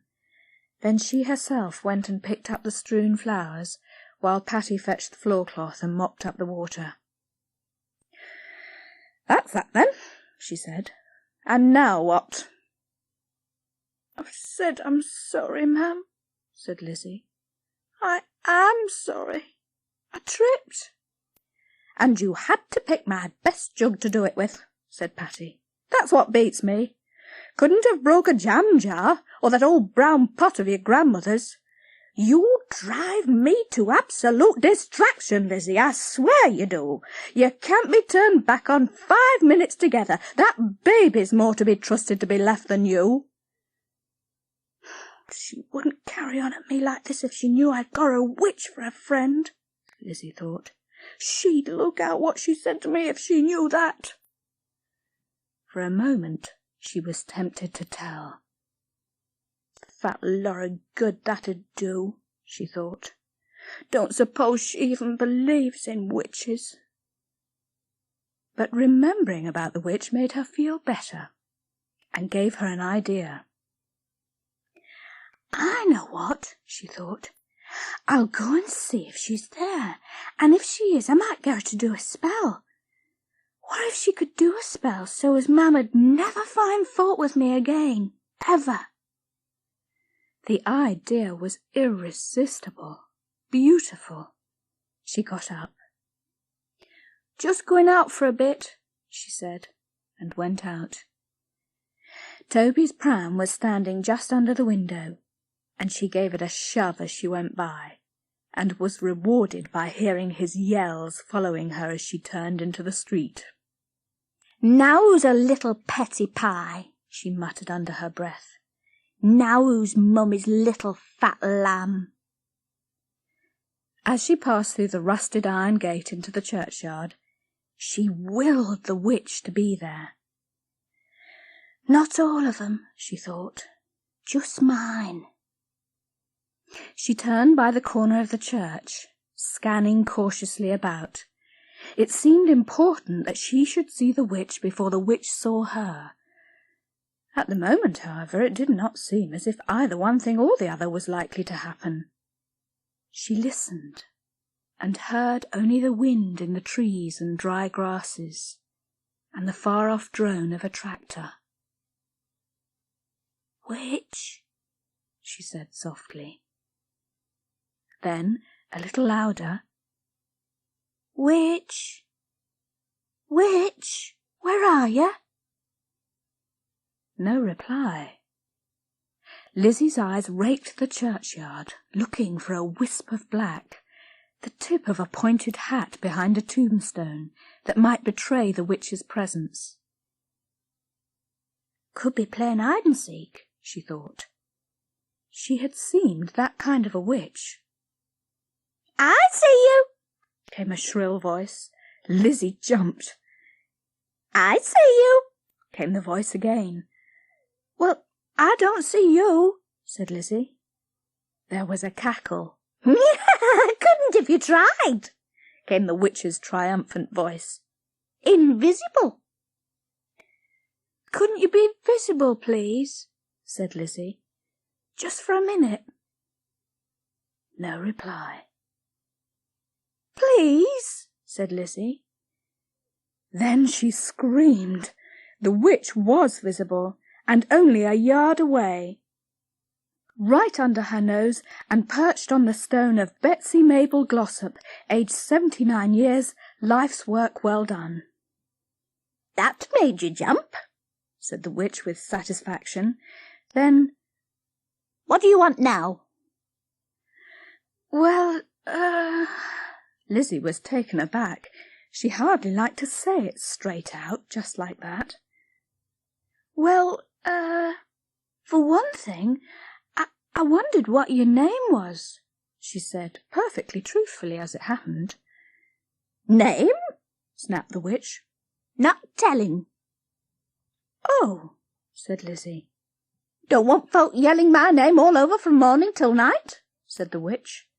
She was beginning to sound like Patty herself.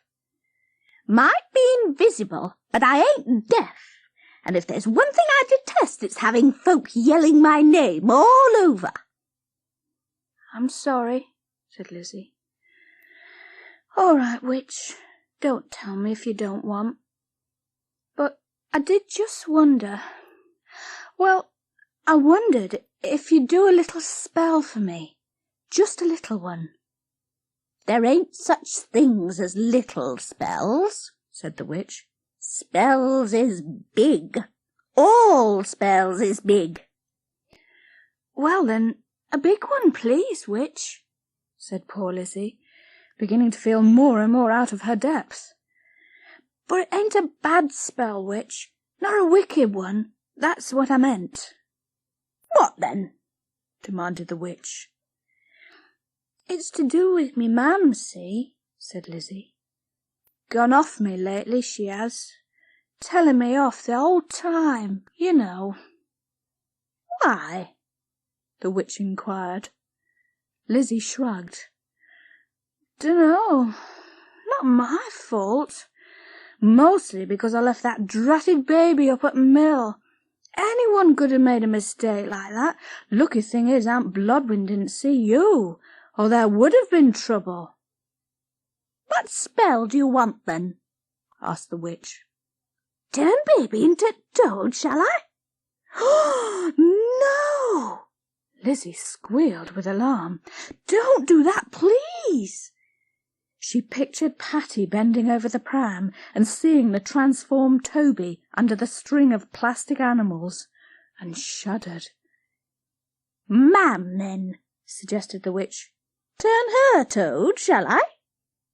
No! Lizzie fairly screamed. You've got it all wrong. I don't want anyone turning into toads. All I want is for you to make Mam like me a bit more and...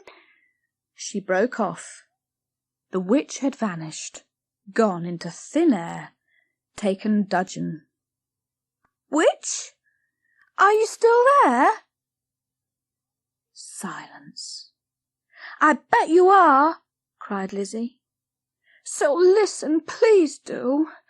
I just wanted you to put a spell on Mam so as to make her, well, you know, like me a bit more, take more notice, instead of being always on about Toby. Witch? Witch? Silence. Then a swift glimpse of black rags, a blink of an eye in which she saw again the sharp face of the witch, and a snapped command, Do it yourself. Then nothing. Lizzie was too astonished to reply, even if there'd been time. Witch? She cried. Witch? This time, not only was there no reply, but Lizzie Dripping knew deep in her heart that there would be none. Not even if I was to wait all day, she thought, all day and all night. Slowly she turned away and began to walk back towards the gate. Even the witch had turned against her. She blinked hard. Nobody cares, she thought. Nobody in the whole world. She heard the witch's voice again. Do it yourself. She whipped round. No one was in sight. Then suddenly she found herself thinking, All right, I will do it myself. And the way to do it was so perfectly simple that she laughed out loud and took several skipping steps down the path and back onto Kirk Street. I'll get lost, she thought. I'll run away, and then they'll realise how much they love me and be sorry, and they'll make a fuss over me like they did over Toby, and Mam will never tell me off again for the rest of my life, not for anything. And so Lizzie Dripping began to lay her plans. What she really planned was not to run away to the other side of the world for ever and ever, but just far enough, and for long enough, to make people, and Patty in particular, realise just how much they loved and missed her. She saw no reason why she should starve while she was waiting to be found, so she took 10 pence from her money-box, gritted her teeth, and marched up to the village shop. There she bought a chocolate biscuit, a bag of crisps, and a stock of bubble-gum. Back home she mixed some orange squash and put it in a bottle. Up in her room, she put everything into a carrier bag, along with a book to pass the time, and a torch in case it grew dark before she was found. Then she wrote her farewell note. Mam'll be taking Toby for a push round the village in a bit, she thought. That's when I'll go. Nip out before Dad gets back from Mapleburn. Now, where's that letter? She read it softly out, imagining the reactions of Patty and Albert when they found it lying there, and herself gone. Dear Mam and Dad, I have run away from home, and shall not come back, not for evermore. I know I am a big trouble to you, and that is why I am going. You will still have Toby, so you will be all right and not left orphaned. I will often think of you, and goodbye forever, Lizzie. It affected her so much that she had to brush away a tear from her own eye. Then Patty called up, "Going now, Lizzie," and "All right," she called back, and then the house was quiet. Lizzie ran through into the front bedroom and watched Patty's back view disappearing. Then she took the bag and went downstairs.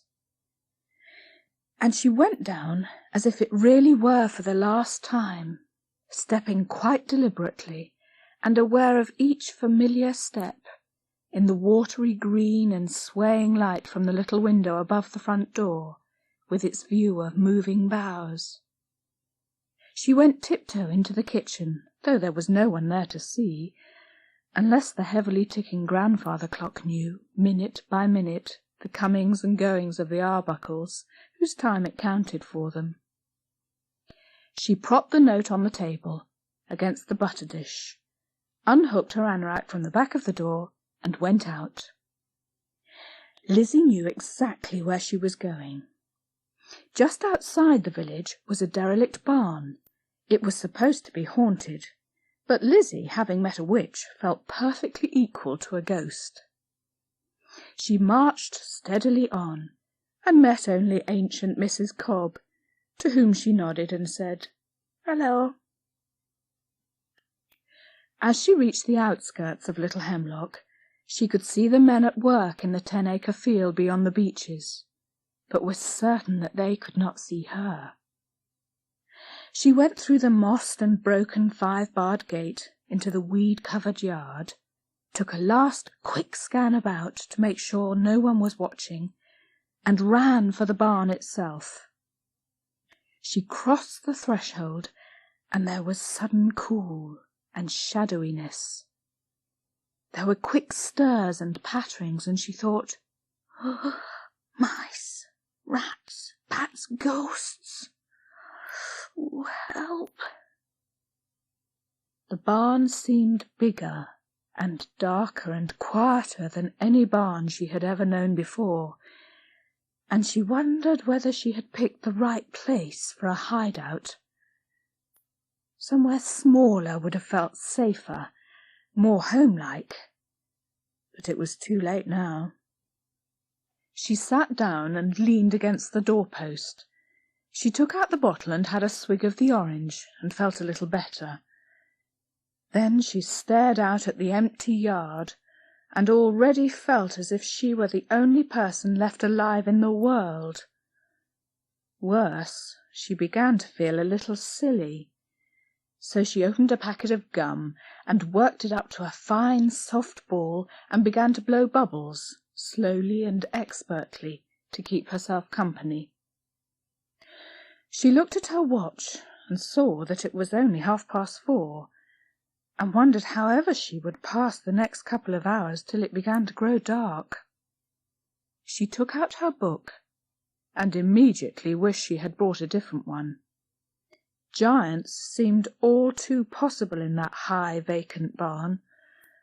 All the time she was reading, she was aware of exactly where she was and what she was doing. She heard every single sound, the bleating of sheep, the muffled roar of cars passing, the odd scratchings and rustlings in the shadows behind her. She reached the end of chapter 2, realized that she had not the least idea what the story was about, and closed the book.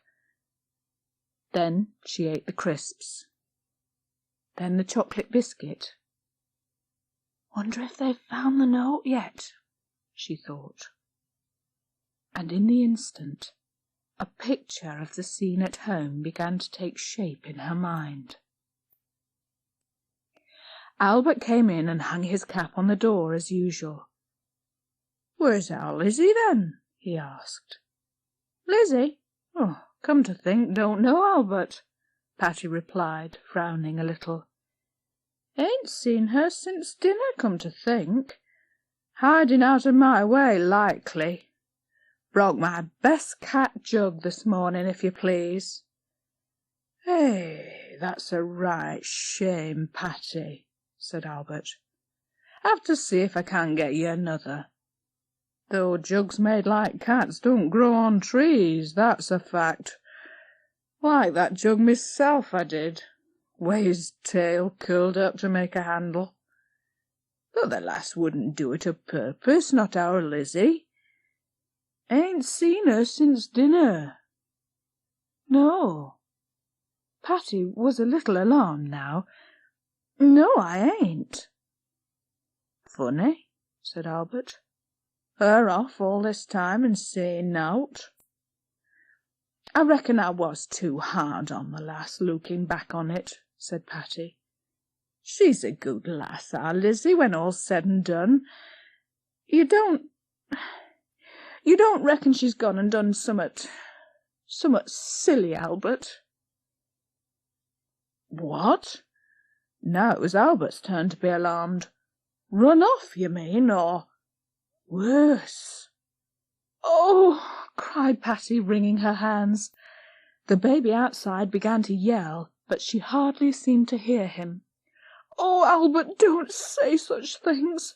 If aught should happen to our little lass, it'd break me heart, fair break me heart." She lifted her head, saw the note, and in the instant snatched it up. Next minute she gave a despairing cry. "Oh, Albert! Albert, I can't bear it, I can't!" "What?" cried Albert. "What is it?" "She's gone." Patty was sobbing now. "Gone forever. Run off. It's all here, Albert. Oh, what have I done? What have I done?" Silently Albert took the note and read it, while his usually imperturbable face grew grim. He said, "We'll ring police, get out search parties. We got to find that lass, Patty, we got to." "Oh, Albert!" Patty was weeping unrestrainedly now. "Don't leave me, don't! The dearest, sweetest child that ever a mother had, and I have drove her away. 'Twas me that drove her to it." Albert put an arm about her shoulders. "There, lass, there. We'll find her. If only she'll come back. If only we find her, I'll another wrong word to her again," cried Patty, raising her tear-stained face. "Never, as long as I live. Oh, Lizzie, Lizzie!" The scene faded. Lizzie brushed a tear from her own eyes, and a great hot wave of shame rushed over her from head to foot. "Oh, Lizzie," she whispered aloud. "Oh, Lizzie, dripping, you shouldn't have." She had made a mistake. She knew it. In the very moment of knowing it, she got to her feet, and then she was running as fast as her legs would carry her, back towards home. And she was not running because she was lonely or scared or afraid of the approaching dusk, though she was all of these things, but because the thought of the hurt she'd done to Patty and Albert was too much for her, and because she knew quite certainly that they did love her, and all the scoldings in the world would never change that. She turned into Main Street and slowed down out of breath. "Oh, Lizzie, what a fool you look," she thought. But she no longer cared. She turned in at the gate and saw her father's van there, and Toby's pram, and everything just as it always was, and yet somehow entirely different, as if she had been away for 1,000 years. She went in through the open back door, saw Albert and Patty turn towards her, and she burst into tears.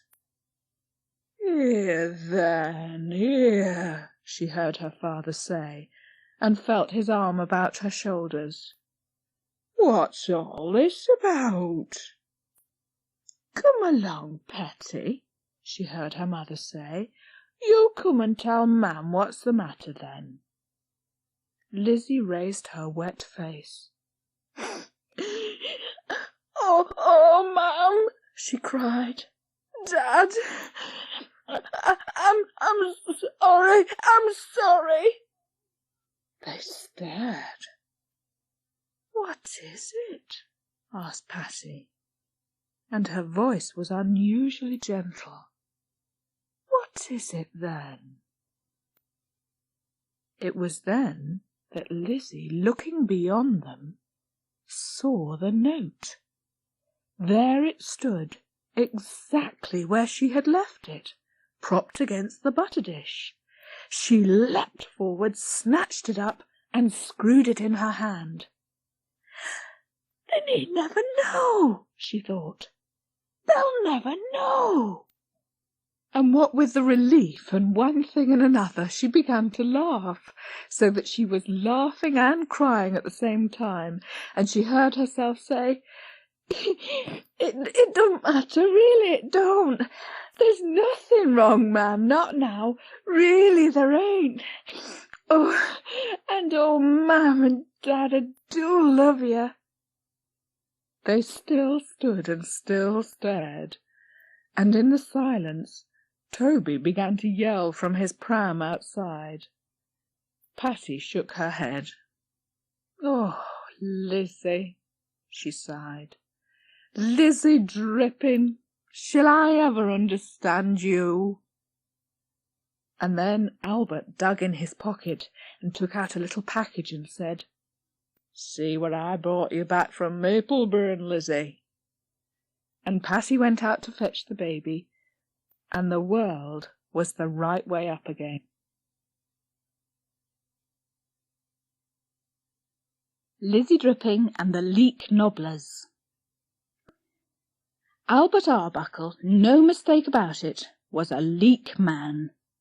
For 3 years now he'd been secretary of the Bilberry and Little Hemlock Leek Club, and he'd won second prize 3 times, third prize 4 times, and fourth prize twice.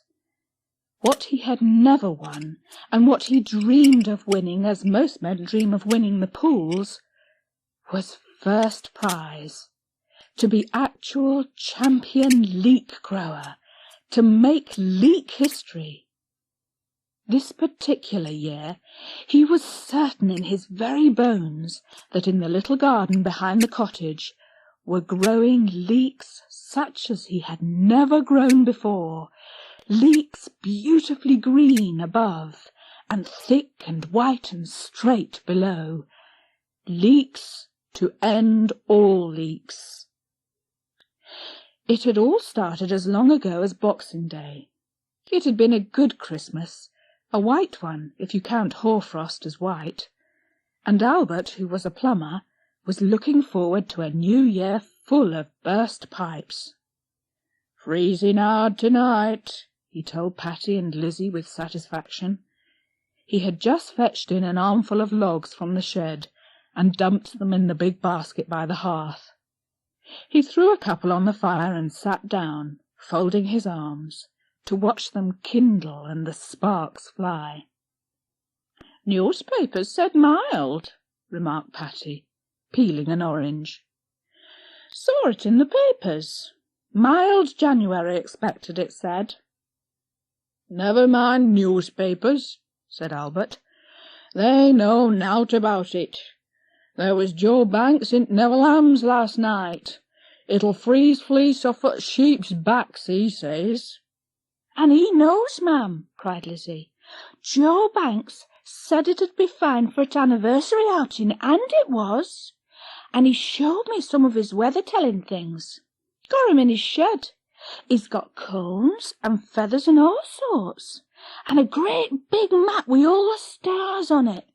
T'ain't a map of the world, it's a map of sky." "That's more like sense," said Albert. "Them newspaper men in London, they're guessing at it, that's all. Got to take weather serious like Joe does. You'll mark my words, Patty, there'll be more burst pipes this new year than them newspaper men have had hot dinners." "Well," said Patty, "it's to be hoped you're right." "And if it do freeze on, there'll be skating," cried Lizzie. A knock came at the door. It was not so much a knock as a hammering, and a voice came above it. "Albert, are you there? Albert?" Albert, a slow-moving man as a rule, leapt up and flung open the door. "Oh, you, is it?" said Patty. "Come in, Jack, and get door shut." "Hey, Albert," said Jack. "Evening, Patty. Hey, Albert, I don't like asking, not of a Boxing Day, but, Albert, lad, I'm in a fair flummox at home." "Now, steady up, Jack," said Albert. "You tell us, and we'll see what's to do." It turned out that a radiator was leaking in the Jacksons' bedroom. It had leaked right through the lino and floorboards, and was now dripping onto the new carpet in the living room. A regular brute of a leak, Jack said, just the kind of leak that would wait its time till Christmas to spring itself. Mrs. Jackson was running back and forth with saucepans and buckets, crying her eyes out, and without a plumber the pair of them would be up all night. "If we was to go to bed and leave it," said Jack, "we should have house awash by morning, furniture floating out through back door, I shouldn't wonder." "You'll get on back," said Albert. "I'm coming." "Pity on Boxing Night," remarked Patty, as Albert changed his slippers for his boots. "There's the circus on, telly and all." "Burst radiators is acts of God, more nor less," he said. "Neither fire nor flood takes account of Boxing Day, nor circuses, nor aught else, that I know of. And Jack Jackson was champion leek grower this year. Best for 11 year, they reckoned." "Oh, that," said Patty, and Albert went out. "Soft as grease, your father," remarked Patty. "Going out of a Boxing Night for that Jackson, as never has 2 pence to rub together, and'll not even offer to pay if I know out. And as for prize leeks, there's more to that than meets the eye." "What do you mean, ma'am?" "Nobbling," said Patty grimly. "There was nobbling went on last year. Leeks got at in middle of night, and spoilt, leeks dug up and vanished. I'd no more trust that Jack Jackson than I'd trust a barn rat." "Ma'am," said Lizzie, "if Jack Jackson had called their lad Jack instead of Steve, would he have been Jack Jackson Jackson? And if he'd grown up and got married and had a boy, would he have been Jack Jackson Jackson Jackson?" "Oh, for goodness sake," cried Patty, "you could trust you to think of that, Lizzie Dripping." "Makes sense, anyhow," thought Lizzie rebelliously, and she tried it out again in her mind. Jack Jackson Jackson Jackson. When Albert came back, just over an hour later, Lizzie and Patty were sitting wide-eyed watching the television and absently munching peanuts. Neither of them so much as turned round. He took off his coat and cap and hung them behind the door. "All right now, is it?" asked Patty, without taking her eyes off the screen. "I swear that acrobat'll break his neck. Oh!" She and Lizzie screamed together. "Oh, I can hardly bring myself to look," cried Patty, craning forward. "Oh, Patty," said Albert, standing there. "Oh, lass." Lizzie, struck by something in his voice, did turn, and saw a look on her father's face that she had never seen there before. "What? What is it, Dad?" Slowly Albert came forward. He seemed dazed, as if he had seen a vision. And he had. He had seen a vision of leeks of such whiteness, of such length and thickness, of such sheer beauty, that they might have been grown in paradise itself. "Oh, lass," he said again, "see here." With his thumb and finger he dug into his waistcoat pocket and fetched out a small paper packet. Shaking his head, he sat heavily in his chair and carefully shook the contents of the packet into the palm of his hand. The others stared. "Pips!" Lizzie cried. "Leek pips!" Albert himself sat staring at them as if they might sprout to life then and there in the palm of his hand, as if one miracle had already happened and another was about to at any minute. "They're Jack's," he said, still staring down. "Them leeks of his last year, 6 inches round and 11 3/8 long. Them leeks." He looked back at Patty and Lizzie now. "Didn't have no cash, see," he explained. "Couldn't pay out. Spent up for Christmas." "And that's just like him," put in Patty. "Could have told you that, Albert." "I stopped his leak," said Albert, "and he give me these." "A leak for a leak!" cried Lizzie. "Get it? Fair exchange is no robbery. A leak for a leak." And that was how it all began, with a palmful of pips from Jack Jackson's champion leeks.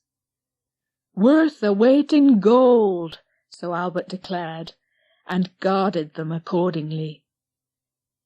And when the time came, he planted them in his tiny greenhouse with exquisite care, each inside an empty toilet roll. "To make 'em come straight, ain't it, Dad?" inquired Lizzie, who had come to watch the ceremony of the planting. She herself had come to believe that there was something extraordinary, even magical, about these particular pips, even though to her they looked exactly like any of the others she had ever seen. Albert nodded.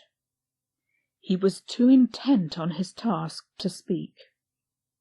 Pressing the earth firmly yet reverently with his thumbs, he took another trowelful of earth from the large box by his feet. "And that's special soil, ain't it, Dad?" said Lizzie. "Is it same recipe as last year?" Again Albert nodded. "Near enough.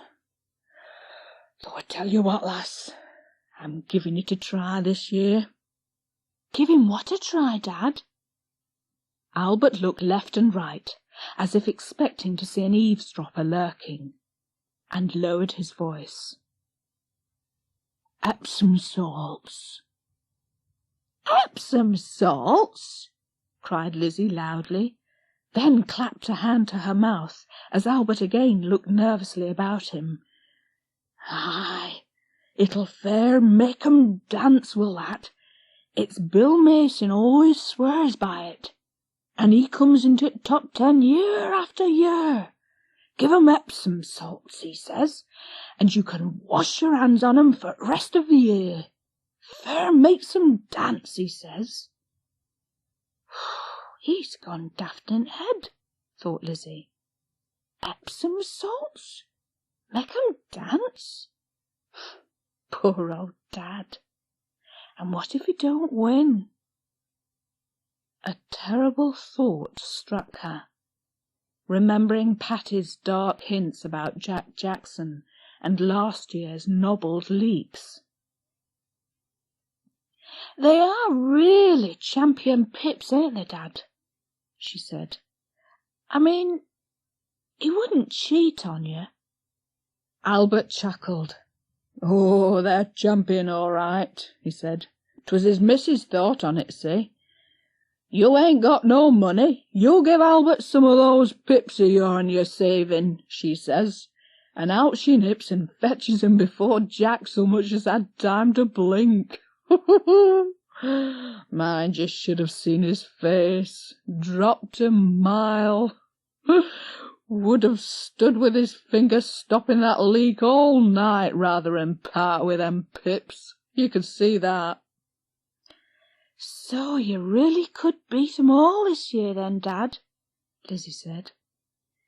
First prize, Albert Arbuckle, champion leek grower in world. Oh, well now, Lizzie, said Albert, between us two, I might at that. Bilberry and Little Hemlock champion any road. But best keep mum, see. Why? Again Albert looked around him. Nobblers. His voice was low. You'd not believe what some'll get up to, Lizzie. Poisoning and stealing and... Patty came in through the greenhouse door and they both jumped. Oh, ma'am, cried Lizzie. Look as if you'd seen a ghost, pair of you, Patty said. Dad was telling about nobbling, cried Lizzie. Folks creeping up and murdering leeks at dead of night. Kidnapping 'em too. Leek napping. What's that letter, ma'am? From my old Aunt Bertha, said Patty, at Winkback. What about her? Demanded Lizzie. Rheumatics mostly, Patty said. Can't hardly stir, she says, poor old woman. Shall you keep an eye on things here, Albert, if I get over and see her? I should take Toby. Well, if that's what you want, Patty. Getting morbid in the head by sounds of it, said Patty. Going on about being buried next to Uncle Arthur.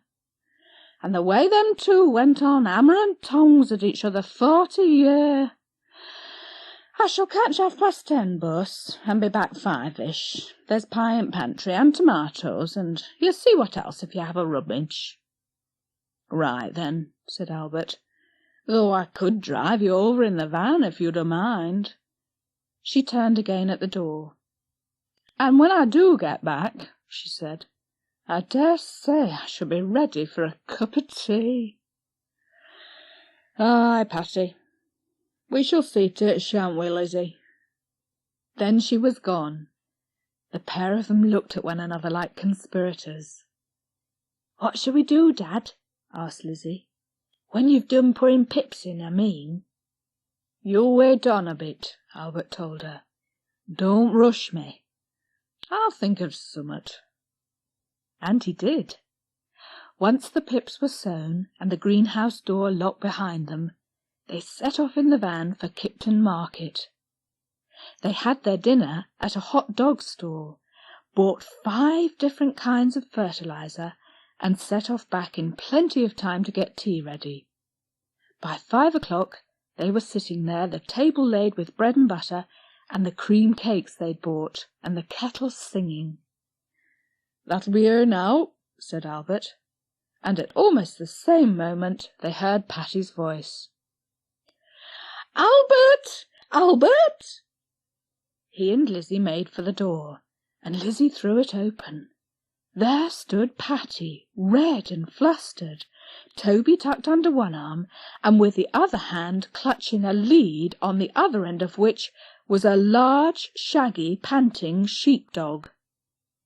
"Towser!" yelled Lizzie. "It's old Towser!"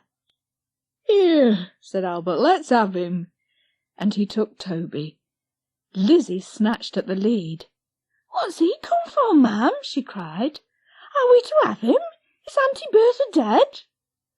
"Oh, might as well be," said Patty gloomily, "for all she's able to do for herself. And half dead's what I am, near enough, managing them two on the bus, the one yowling and t'other tugging fit to pull me arm off." "Bad is she, then?" asked Albert. "Got to go in a home," said Patty, "and no dogs allowed. You don't think I'd have brought that great prancing nuisance back here else, do you?"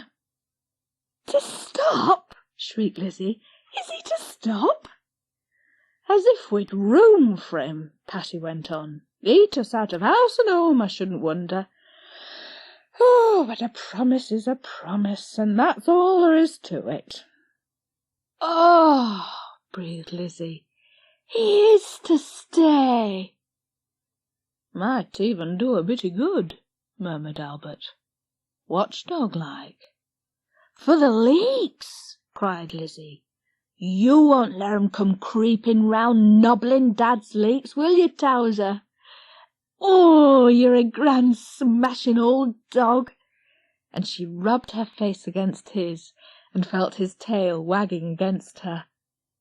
Then Patty said, "What about that cup of tea, then?" And they all went in, and the whole thing was settled.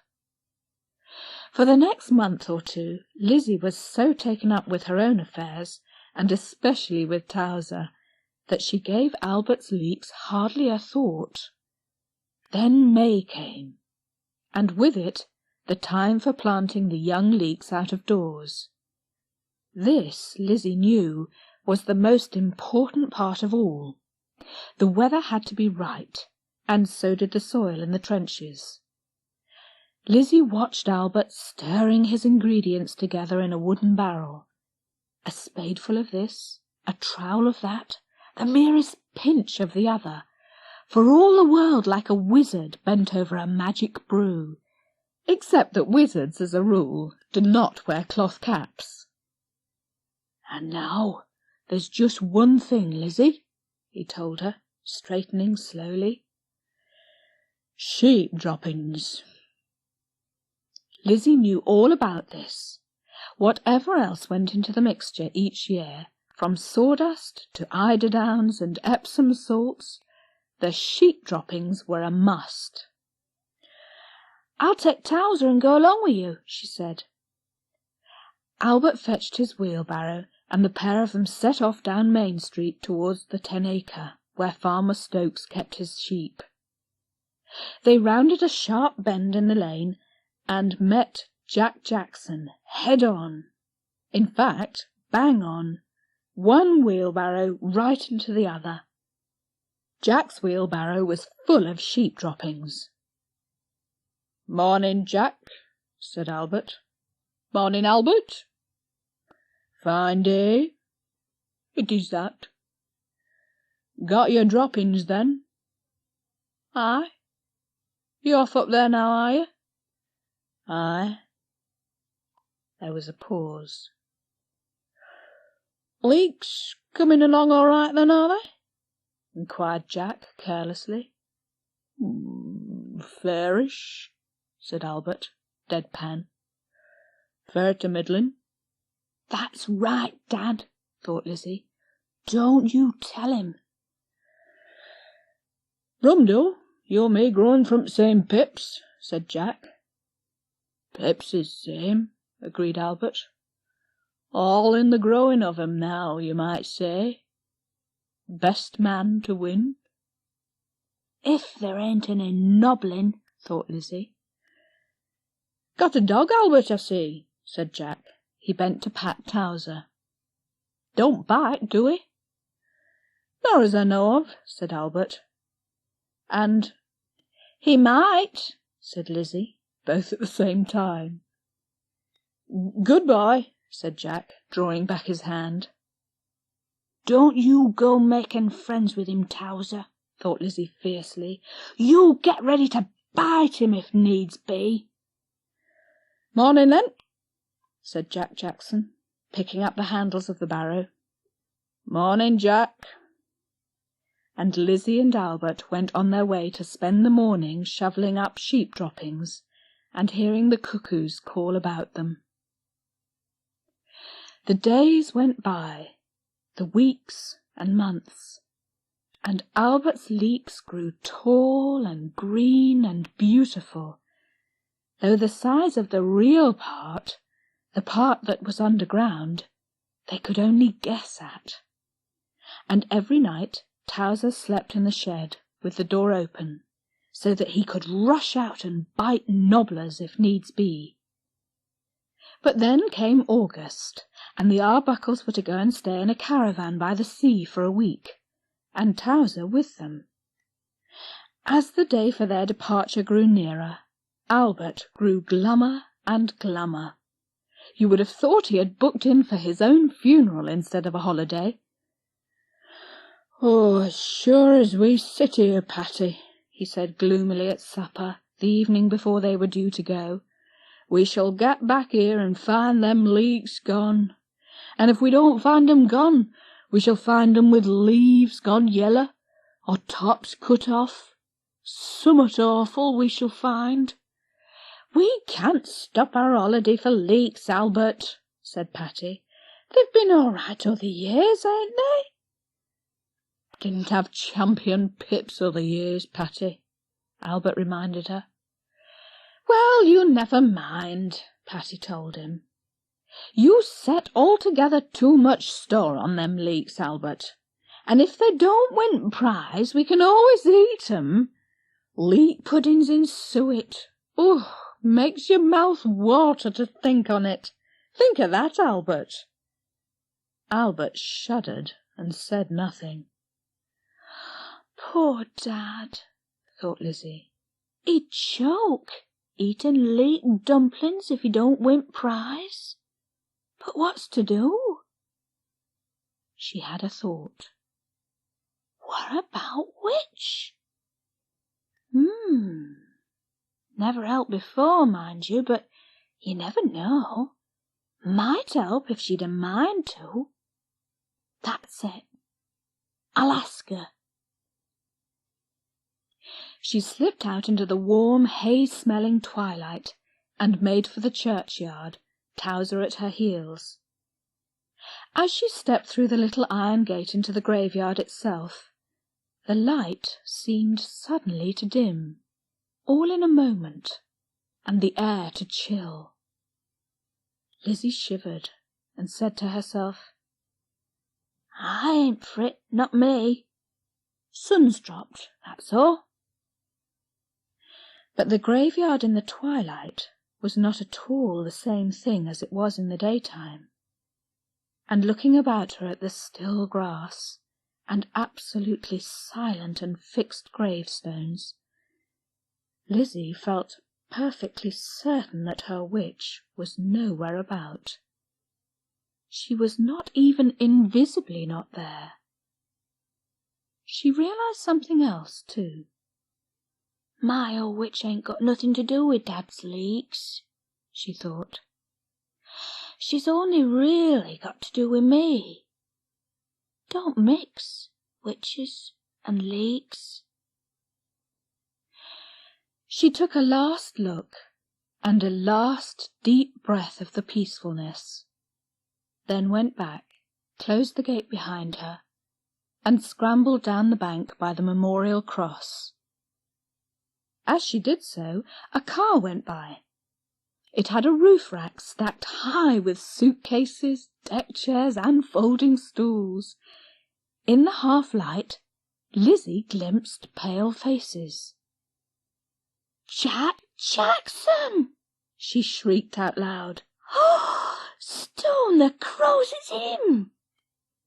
She raced full tilt back on home, where Albert and Patty were pushing the last things into baskets and carrier bags.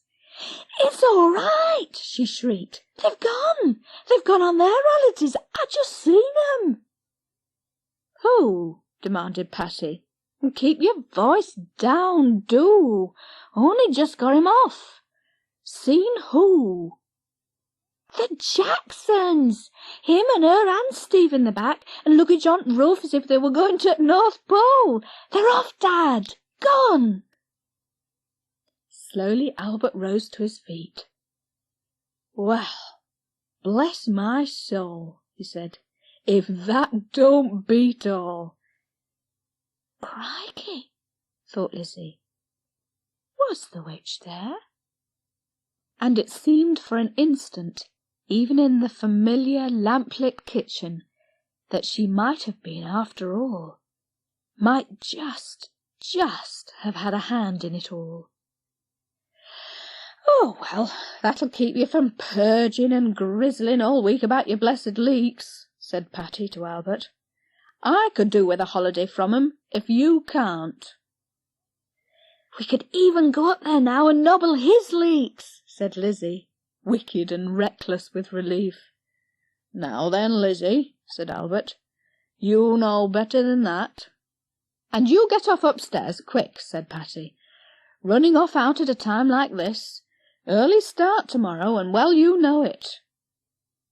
So Lizzie went to bed, and she dreamed that Jack Jackson came creeping up at dead of night to nobble Albert's leeks, and that Towser threw back his head and barked fit to wake the dead, and that the witch came suddenly out of nowhere and, whoosh, changed Jack Jackson into a toad there and then and forevermore. Patty did not dream at all. She never did. But Albert, he dreamed of leeks that grew and grew and grew and grew, till they were so enormous that there was no room in his head for anything else, and he woke up.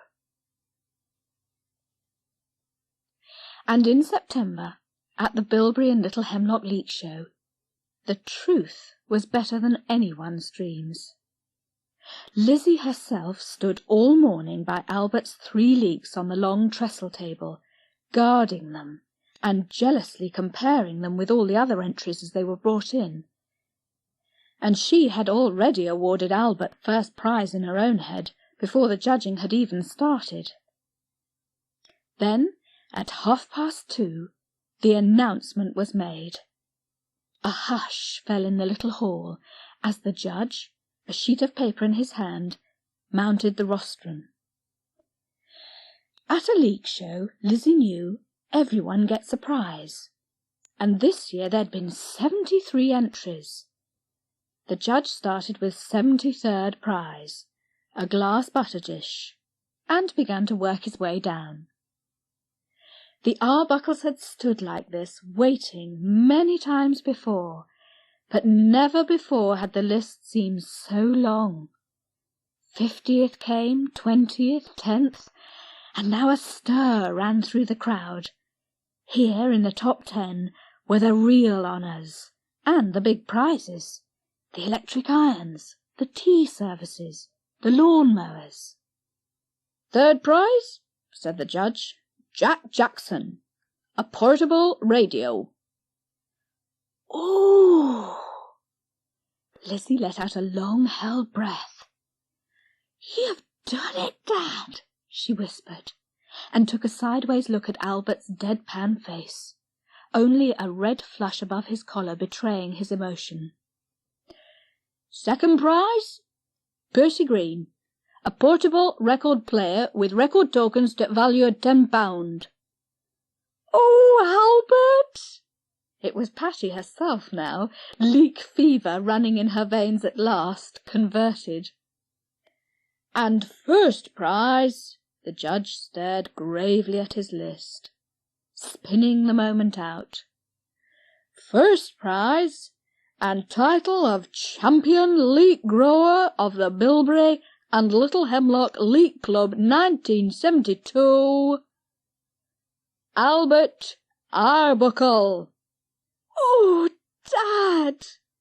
Lizzie felt Gooseflesh break out all over, and Patty gave him a little push, and the pair of them stood mazed to watch Albert in his best suit and cap in hand walk deliberately up onto the platform amid a roar of applause and a stamping of boots. The judge raised his hand, and silence fell.